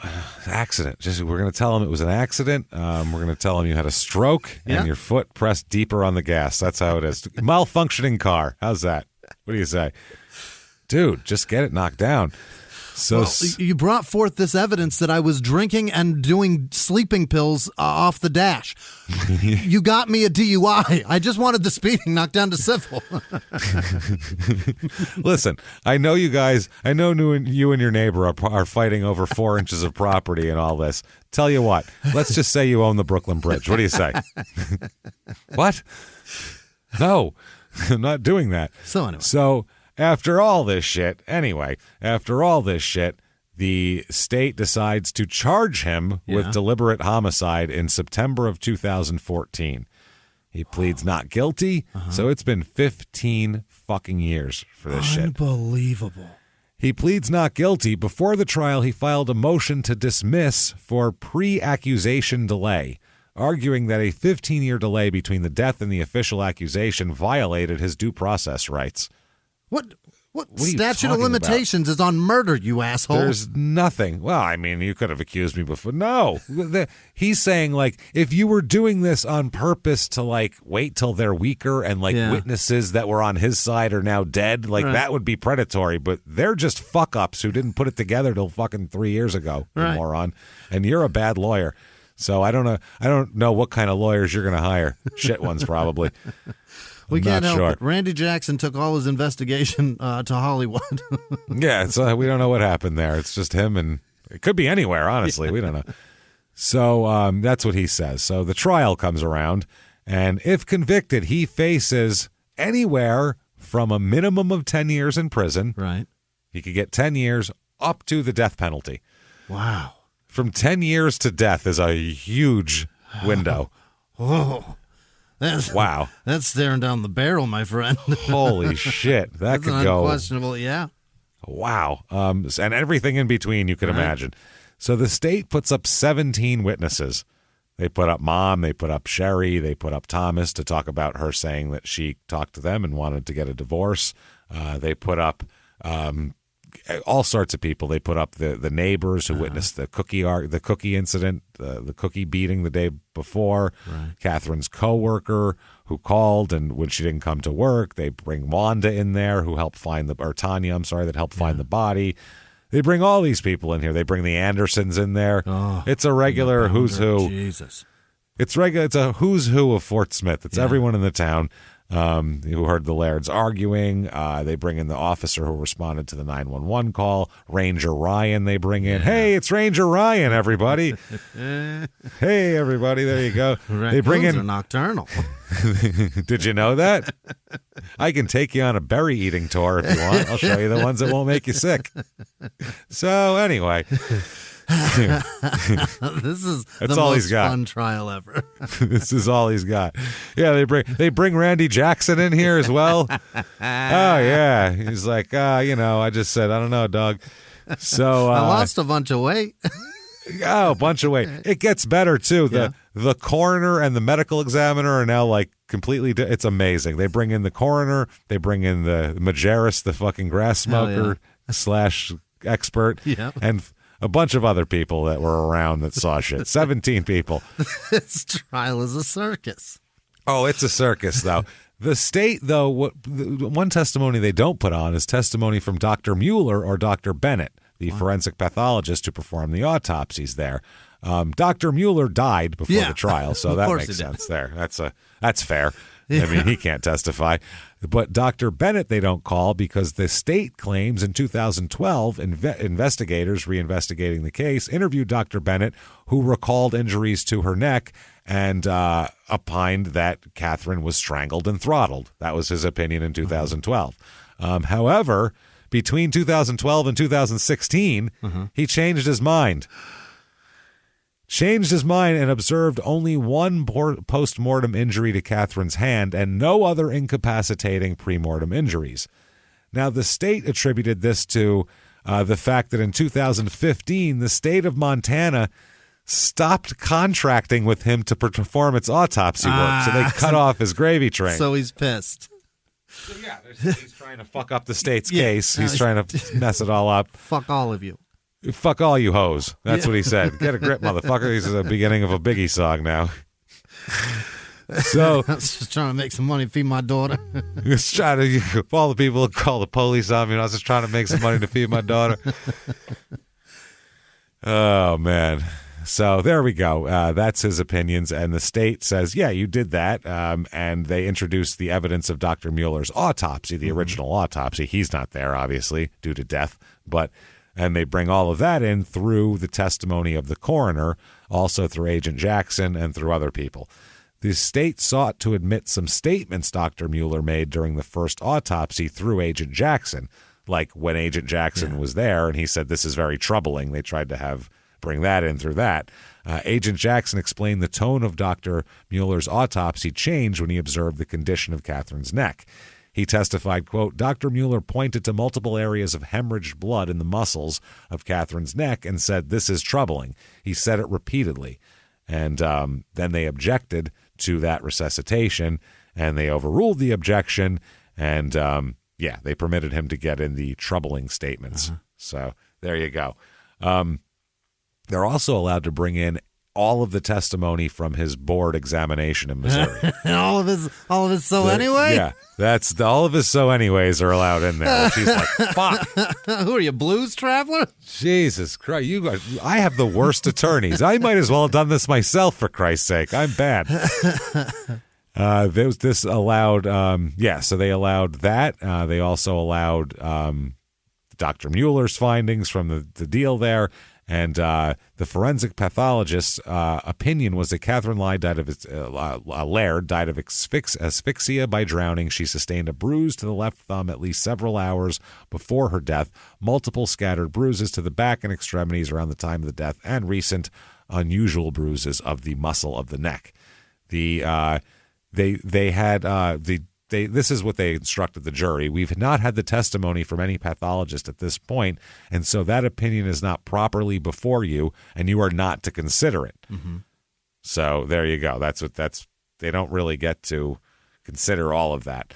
So they also brought in photos of Catherine's body. Oh, boy. And they do that also, which they look terrible, obviously, sure, yeah. compared to, she's a beautiful young woman too. Yeah. Like in her pictures, she's beautiful. So, to see her dead and drowned is a terrible. I can't imagine. The dichotomy is too much. That's a contrast there. Yeah. It's a big juxtaposition. So they said that they object to the photograph submission, saying they don't have adequate foundation to admit photographs because it was not presenting testimony from the medical examiner. So that's how they try to do that. But the state is allowed to bring photographs in as well through Agent Jackson.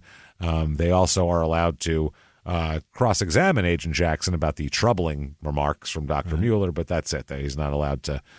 They don't go further than that. So anyway, Laird his lawyers questioned two witnesses during the case in his defense here, Agent Jackson and Dr. Bennett. Mm-hmm. And that's it. He had said they found also a photograph and a note that Brian had read to Catherine on July 15th that read, "I'm sorry we've been fighting. I know you work hard and are helping a lot. I really appreciate all you do for me. I hope you have a great day." So he wrote that to her on the 15th, trying to make up with her here. So now the drowning testimony here, Dr. Bennett, he, at the start of his testimony, explained the complex phenomenon of freshwater drowning, he said. He said Catherine's body had bruising, but concluded most of the bruises occurred post-mortem. That's not what he said before, obviously. He came to the conclusion that after microscopically examining tissue samples excised from the bruised areas, he explained how if the injuries occurred prior to death, it would show microscopic evidence of vitality, that evidence of an inflammatory response. So then they bring up, well, didn't you say that this bruise looked real and post-mortem? That's exactly what you said in your report, and pre-mortem, not post-mortem, pre-mortem. And he explained that type of bruise-looking injury can occur from the drowning or autopsy process. So he now says, so whoever's paying him, he'll just say whatever the fuck you want. So we ringed up her neck through an autopsy? We fucking jabbed the shit out of her neck? Yeah, so basically he's got a report where he said one thing, and now he's sitting up there going, I didn't know what I was talking about. Now I have completely different opinions, even though the body's not before me, and it was when I said that. 15 years of experience now, post all this, I've learned a lot of things, and I've learned that sometimes the neck just goes purple. It just pops, man. It's weird. So, anyway, that's what he's saying. So, anyway. Wow. On cross-examination, the state sought to impeach his credibility. It began by asking in front of the jury whether he was once a pathologist in Iowa. And then they said they objected over that, and the state said his credibility is clearly at issue here about his diagnosis of causation of death. Apparently, the state asserted that he had a problem in Iowa. In 1997, he resigned as medical examiner in Iowa because of a misdiagnosis. And in a 2012 interview with detectives, he opined that Catherine was strangled and throttled. Yeah. And in 2015, the state told Dr. Bennett he could no longer perform autopsies, and then all of a sudden he changed his opinion right after that. So they're like, this guy is a fucking joke. So they said, did the state terminate your services? And he stated he was never the state's employee and therefore could not have been terminated. So they said, Between 2012 and today's date, were you either terminated, not rehired, or unappointed as an assistant state medical examiner? He responded with, I don't even know unappointed what that is. Well, you know what appointed is? The opposite of that. Fucking idiot. The state said it's a yes or no. He said, I was never appointed. So I guess if I was never appointed, even if your office testifies I was never appointed prior to, and the state cut him off and said, nothing further. Obviously, he's a dick. So anyway, this guy's an asshole. So they said, unreal, man. I wish I'd have seen that. That's fun. That's what I mean. This doctor was, I know what I said and now what I think, and now I said what I think is different than what I think and I said, and I don't know what the fuck. They should have beaten him with a bag of cookies. Yeah. Just a bag of burnt cookies. All a dream. I used to perform autopsies for the county. I used to perform autopsies, cutting torsos and taking liver out your insides. What kind of fucking He's an asshole. I love that they're so mad at him, though, and he's taking organs out your cavity. Weighing your spleen. Take your shit out. Weighing your spleen.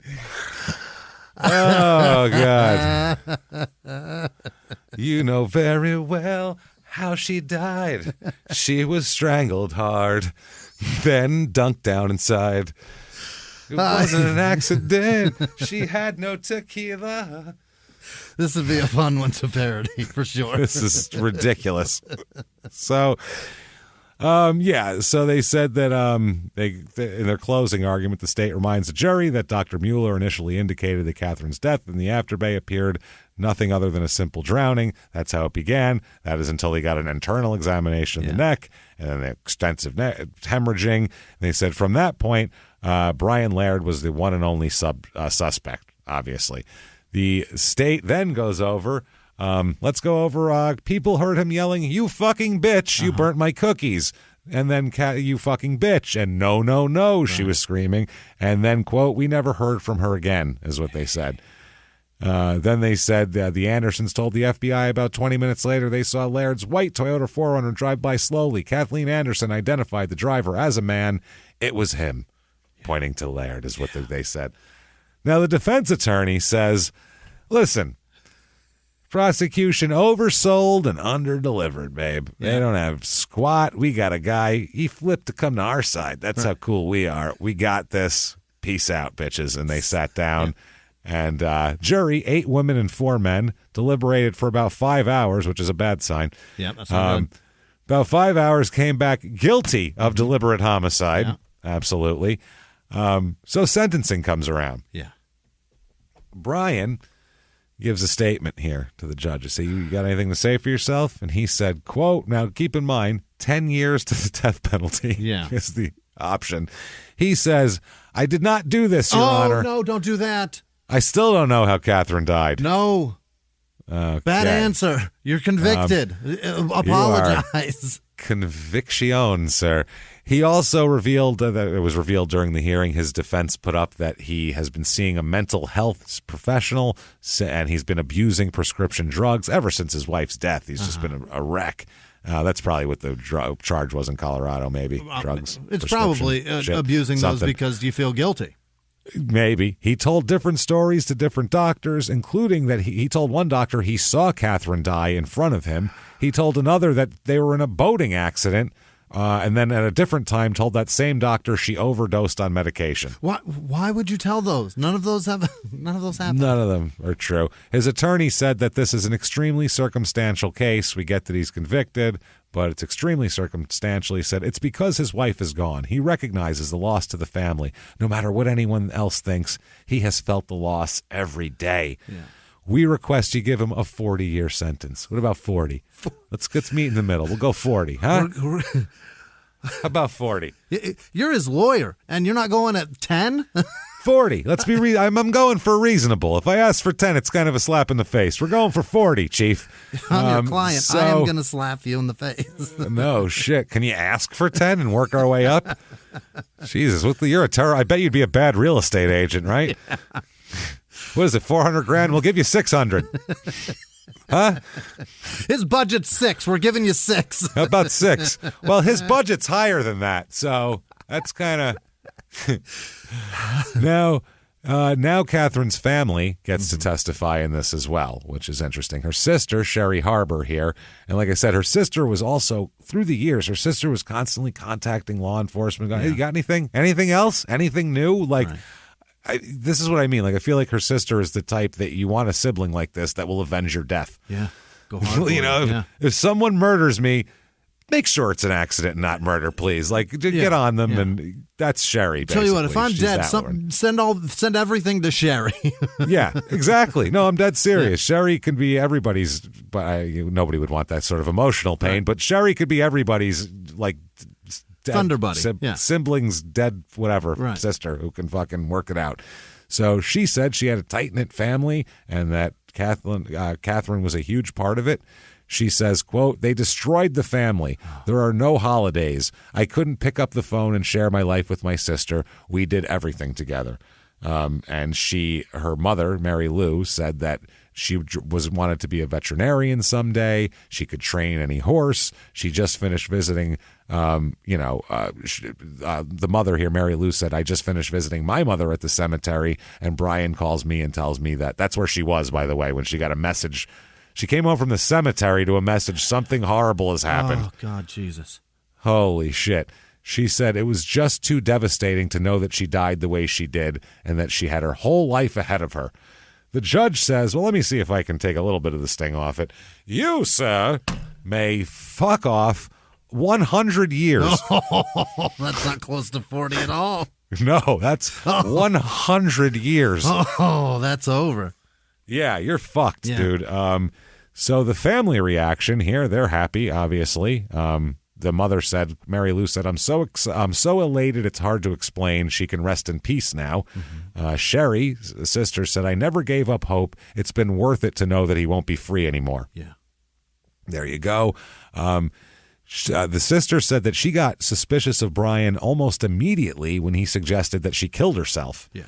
She's like, she wouldn't kill herself. And then she said, well, maybe she drowned. And she said, quote, I assure you my sister did not drown. Right. She knows how to fucking swim. And then Thomas Little, the brother, he said that he immediately suspected Brian as well. He said about Brian, quote, he had an unbelievable temper. And he said that his sister told him about Brian abusing her from when they knew each other in college all the way up till now. And he has seen bruises on her arms and face from Brian. So there's been physical abuse. He said, quote, I carry a lot of guilt. I didn't do more for her. No, you can't do that, man. You can't, but wouldn't you? How could you not? I would feel terrible, even though it's not your fault, but still, that's an awful feeling. I feel terrible for that guy. So, they said that that's what they said. What is it here? This is Sherry. She said, even after the trial and conviction, did it give us peace? Maybe a hair. It's never going to bring her back, and it's never going to give us what we wanted back. Mm-hmm. Fair enough. So the appeal comes up here, August of 2019. Basically, there's 7 justices here. Okay. He is trying to say that the trial judge wrongly allowed the state to rely heavily on the dead medical examiners. The hearsay shit, yeah. This is very troubling around the neck. The judge allowed the agent to obviously testify to that.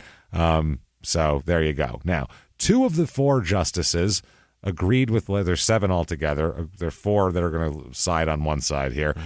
2 of them agreed with Laird that the trial judge should not have dismissed the case because the state did not present should have dismissed the case because the state did not present expert testimony that her death was a result of a homicide. 3 of the justices said they would have upheld the conviction, arguing the medical examiner's statement was admissible and a second autopsy found bruising in the muscles of her neck. The case was referred back to district court in Bighorn County. Laird's attorney, whatever. So the case goes back to the district court. Holy shit. They said that they overturn his conviction. Oh my God. They overturn his conviction. He can be retried though. Yeah. They overturn it. So once they make that announcement, they ask the DA, does the state intend to proceed with a retrial? And he says, yes, Your Honor, we do. Oh, you betcha. So you bet your fucking ass we do. So that's good. So they're going to try to do that. Obviously, they spoke with Catherine Laird's sister after that, and Sherry said, I mean, we're so devastated to say the least. It was 20 years on July 31st, so it's hard to believe we're going to have to go through this all again. Holy shit. Then she posts on, this was just recently, August 22nd, there is a Facebook group, if you guys are interested in following this, by the way, because I got to know how this whole thing turns out. There's a Facebook group, Catherine Little in memory of. Yeah. There's a Facebook group for her that gives all updates on what's going on with it and everything like that. And it's nice. And a tribute to her, basically, too. And August 22nd at 1:50 a.m., they posted, quote, just letting everyone know we have to go through the trial all over again.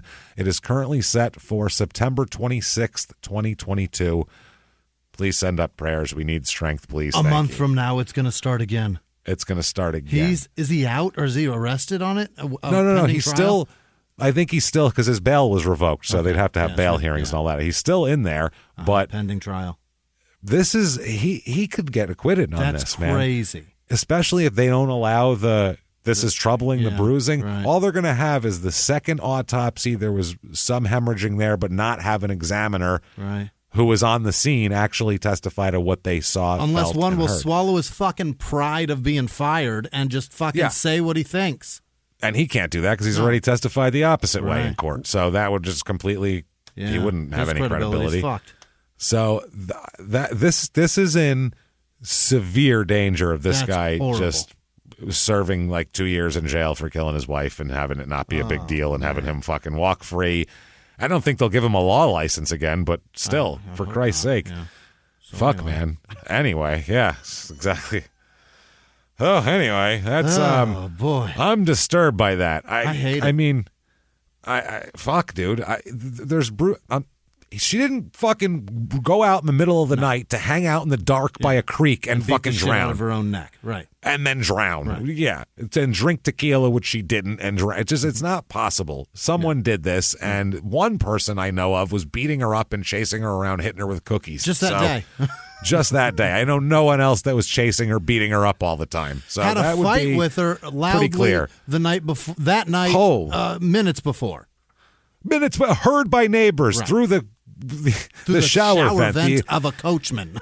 You know it's real when it's through a shower vent in a coachman is what I'm getting at. So there you go. That said, that is Fort Smith, Montana. Fascinating. And some crazy fucking shit that's going there. And this is, like I said, a continuing case. You guys can check this out. Go to that Facebook group and look it up. And, it's got to be hard on the family. So be supportive. Don't be dicks here. Be supportive about the whole thing. Don't be in there like, I don't think you did it. Like, fucking be supportive and be friendly here. Who the fuck are you if you listen to this and have that opinion? If you listen to that, if you have that opinion, I'm like, come on, man. That's just. What are you? Yeah. What are you, a grass expert or something? And I also have a bridge to sell you as well, because the guy who owned the Brooklyn, that's going to be me. So there you go, everybody. If you like the show, tell the world about it. Get on whatever app you listen on and tell everybody about it. Get on, give a 5-star review. It helps a lot. Say something nice about the show. It helps drive us up the charts. It feeds that funky algorithm that we don't understand how it works. So keep doing that. Follow us on social media. We're at Murder Small on Twitter, at Small Town Pod on Facebook, at Small Town Murder on Instagram as well. And if you want to also go to the website, shutupandgivememurder.com. Get all of your merchandise, all your tickets for live shows. September 10th at the Pabst in Milwaukee is sold out at the moment. But keep checking back because people bought those tickets years ago. You are allowed to return them. So you'll see sets pop up here and there. So keep checking. And then also come on in Tampa, September 23rd at the Tampa Improv. 2 shows that night, and they're different shows, so feel free to come to both. Then the next night in Orlando, at the 24th at the Orlando Improv, 2 shows that night as well. Get your tickets, and a few seats have been returned and opened up for the Austin, Texas show, which has been sold out for almost 3 years. So get your tickets to that. Get your tickets to everything. And like we said, any show that's sold out, keep checking back. People do return tickets as, they don't live there anymore. Things like that. They bought them 3 years ago, so they're as the time of the show comes, they go, "Oh shit, better get my money back, or I'm never gonna get it back, and I can't go there." So it pops up. Do your thing with that, and Patreon, of course, Patreon.com/Crime and Sports is where you get it all, everything, all the bonus material, and anybody $5 a month or above, you are going to get access to everything we put out bonus-wise, Crime and Sports and Small Town Murder. And we're not just going to do nothing. We're not going to do a little thing once in a while. Every other week, you are getting 2 new episodes, and they are bangers. We're not fucking around. It was all a dream. That's right. Super Nintendo, Sega Genesis. That's what we're doing here. You're getting Super Nintendo and Sega Genesis, motherfuckers. Green leather sofa. Let's go. That's right. Got 2 rides, a limousine with the chauffeur, motherfuckers. So that's what we're all about here. Do that this week. The 2 shows you are going to get are going to be for Crime and Sports. You're going to get Sex Scandals Part 2. And boy, are they good.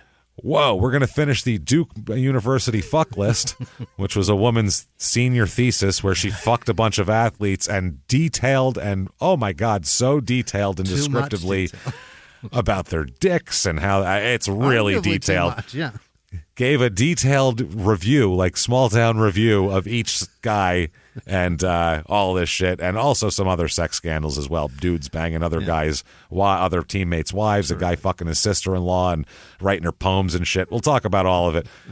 It's super weird. Yeah. And then for small town murder, we're going to talk about some Zodiac killer stuff. Specifically, the goddamn documentary that's out right now. This bullshit. About the guy, because the front of it, the cover, it looks like, oh man, look at that. Yeah, that's find some shit out. That's like the drawing come to life, and it's this guy who thinks his father's the Zodiac killer, and he thinks he cracked the case and put it all together, and the guy's name was written out in the ciphers and the whole fucking deal, and it turns out that none of it was really held together by anything at all. And this guy was just really bored and wanted his daddy to be somebody exciting rather than some guy who just left when he was little and never saw him again. So we'll talk about that, and we'll talk about the state of the Zodiac killer investigation. Do they have a suspect? Do they know who they think did it? We'll talk about it all there. Who we chasing now? Who we chasing? Patreon.com/crime and sports is where you get all of that good stuff and more. And you'll get a goddamn shout out. Yeah. You know when you're going to get that shout out? Right now. So, anyway. This week's executive producers are Kelsey Baird. Happy birthday, P.S. Zach birthday. Leonard. Yeti Shetty in Canada. Gabriel Abel Marquez. Travis McGuigan, I think. Crystal Gotthard. It's got to be Gothard, right? Not Gotthard. Goddard? Or maybe Goddard. Goddard. That's possible. Or maybe it is Crystal Gotthard. How about that? Crystal Gotthard. Cool. Other producers this week are Maria Kip-Sousley, whose divorce is final. Congratulations. Hey. Booger Johnson, Shitta Perlman, Liz Vasquez, Peyton Meadows, Richard Leroy Johnson. He wanted us to put in the Leroy part because Richard Johnson is filthy. Alex Hooper, Tanya Willis, Joe Settle in Portugal, Jason Gillis, Happy Hour checking in from Point Blank, Texas. That has got to be changed. That should not be a town name, just like Gun There's Barrel. Nothing Arizona. No, Point Blank is terrible. I hate that so much. That is bad. Erica Tavecchio, Rachel Gere, I think, Gear maybe, Janice Hill, Corporal Carl Kirshner wants a mind your own business sign. He went camping, and everybody has like little inviting signs for their camp spots, and he wants one to tell people go the fuck away. I think Jesse, we have them. Do we have them? Check. I think check. so. Carl. Jesse the Body Ventura, Brittany Caputo, and her Scarlet Horbies. Oh, good. That's good enough. Nancy Weaver, Jeremiah Bueller, Susanna Platt, Jenny Linen, Madison Lopnow, I think, Amanda Hop, April Chanel, maybe, Kevin Bottomfritz, Jesus, Brock Barrett, Phil Novak, Brittany Young, Calvin Ode, Tracy Buchneck. Oh, boy, not happening. Andy Schwartz, Leah Pitt, Amanda Carrington, Jennings Sanders, Hubert Cumberdale, Josh with no last name, Felicia Richardson, Glenn Lyle, J.H., Griffin Gastel, Tiara Walker, Tiara maybe, Leah Kassar, Don the Donkey Hammer Teeter, what? Julie. Very nice. Is that a wrestler? I don't know. Julie Croft. About Donkey Cocks. There he is. The Donkey Hammer. Small town murder, yeah. Yikes. Julie Crow, maybe. Joseph Scott, Adelina. Adelina, I think that's right. Elizabeth Glenser, Andrew Schultz, probably not. Cheryl Carmer, Amanda Hood, that's Joe Barty, Jill Gretzky, Jesse Rowland, Eric O'Malley, Karen Wake. Waukee, maybe. Sarah Ehlers, Ehlers, probably. Amelia, that's Emily. Emily Boyle, Jameel Parker, Adrian. This is how I read PS. I go, maybe that's the word. Adrian with no last name. Antonio. Through it, real time. That's how I read books, too. Antonio Verdi. He does not read books, by the way. That's a huge fucking lie. This is why I don't. That's more accurate. Because this is how I read books. Jared Edwards, Jason Barron, Tony Bowler, James Darley, Kyle White, Hannah Ford, Tom Fearon, I think, Madison Tamici, Chelsea Huntley, Joseph Potter, Kyle Wilson, Autumn Stacy, Tony Lynn, Maria T, Elizabeth Dillon, JPB Gerald, Sandra Garza, Shelby Potter, Lisa Cook Persons, Vanessa Andrade, Georgia Pedgen. Oh boy, Maya Tua Tiamosha. That's not right. I'm so sorry. You had no confidence in that. None, not a bit of it. Lauren Forey, Monty Pastrami nips. Evidently everybody's got some sort of cold cut nips. Very nice. That's good to know. Call me back when someone has sopressata nips, and we'll talk about it. Really like a sopressata. Connie Pokanese, Jesus. Christina with no last name. Tom with no last name. Molly Horan. Oh boy. Bear Honeywell, Carolyn Mockenhopt. What? Yeah, Chelsea H. Alexis Matichuk. She making motors or something? Kathleen Molka. These last names are brutal. Supporter of human rights. 12 valve. It's a 12 valve Mockenhopt over here. We had it put in last week. It's going to blow these motherfuckers off the line, man. Ethan Blankenship, Quincy Jamagwat, Jom Kachian. That's not a word. Katie with no last name. No, it's a name, not a word. Jennifer with no last name, Marcus Patton, Victoria Bierschmidt, Elizabeth Dufer, Tracy Hausen, Christina Perez, D. Hernandez, C. Ellis, Heather Barker, Quabian Barbary, Corey Hopkins, Alexis Mott, Jesse Davis, Deanna Hughes, Jerusha Warner Green, Jessica Gray, Crystal P, Helen Higginbottom, Tatiana with no last name, Olivia Gilliam Smith, Dallas Smith, CJ Buford, Jamie Bacciacci, PJ Lewis, Jillian McGowan, Zoe Consul, Allison Allenson, Coons with no last... Wait, that's a last name. Amanda Morris. Daniela Anarella. Riley Renser. Busselman. Mackenzie with no last name. Heather Perel. Graham Oatkin, Sam Phillips, Josh Smith, Rebecca Morris, Etienne Peralt, Valerie Brophy, Jim and Lisa Weigert, Kaylee Morgan, Megan Macron Rants, Jesus Christ, Neil Hazelton, Anthony Nash, Nate Spolman, Rebecca Medina, Matt Still, Michelle Zabin, Janie Snodgrass, Catherine Thompson, Michael Johnson, Chase Skibiditsky. That's an easy one. That's a gimme. Chase Skibiditsky, Jennifer Vogel, Danielle Kugler, Steph Jennings, Naomi Effinger, Ryan Riley, Megan Byers, Terrence Jones, Sabrina Scarborough, Marshall Long, Michael Gaffney, Fedora 0521, 010. What? Nope. I don't know numbers either. I don't do numbers. Christopher Cullen, Autumn Terea, Michael Huff, Jacob Graves, Jerome with no last name, Cargo Brooks, Tim Shepard, Sophia Monroy, Duke Rendon, Nicole Tullis, Rick Williams, Reagan Thorpe, Marceline Guyette, Lizeth Romo, Bailey Schwan, I think, Daniel Harris, Carrie Brockman, Andrew Sabalta, Arfie 720, Corey with no last name, Josh Fortis from Mesa, Michael McCarthy, Ashley Meyer, Lucas McBean, Isabel Greenwood, Kristen Griffith, Isabel Greenwood. Tracy Eaton, Adiana, with no last name, Catherine Siv, Aaron Krause, Kiefer Cowley, Cameron Walmsley, Thomas Wiffle of the Wiffle Bats, I imagine. Right? It's got to be Wiffle. That's a fortune. Wiffle fortune, man. I've given them so much money on my own. Grayson Wright, Nicholas Smith, Michaela McCone, Luca Excel, Joanna Phillips, Robert Bailey, Will Phillips, Pamela Roberts, Heather H., Bryn Lukert, Brett Brewer, that's a rough one, Matthew Harrington, Ashley Nelson, happy birthday, April with no last name, Kyle Haw, and Simon Miller, and all of our patrons. You guys are incredible. Thank you so much, everybody. Bunch of heroes.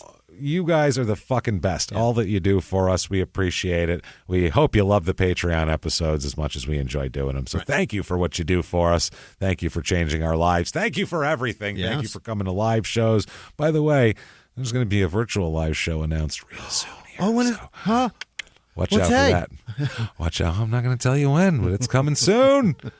It's coming so soon, everybody. So check all that out and come see us and do all your shit. If you want to follow us on social media, very easy. Go over to shutupandgivememurder.com. There's a link to us both. Also, you can look for Small Town Murder podcast hosts and Google that. We'll be there. Links to all that shit. That said, oof, Jesus Christ. Been a long week, everybody. Yeah. That said, thank you so much. And until next week, it's been our pleasure. Bye.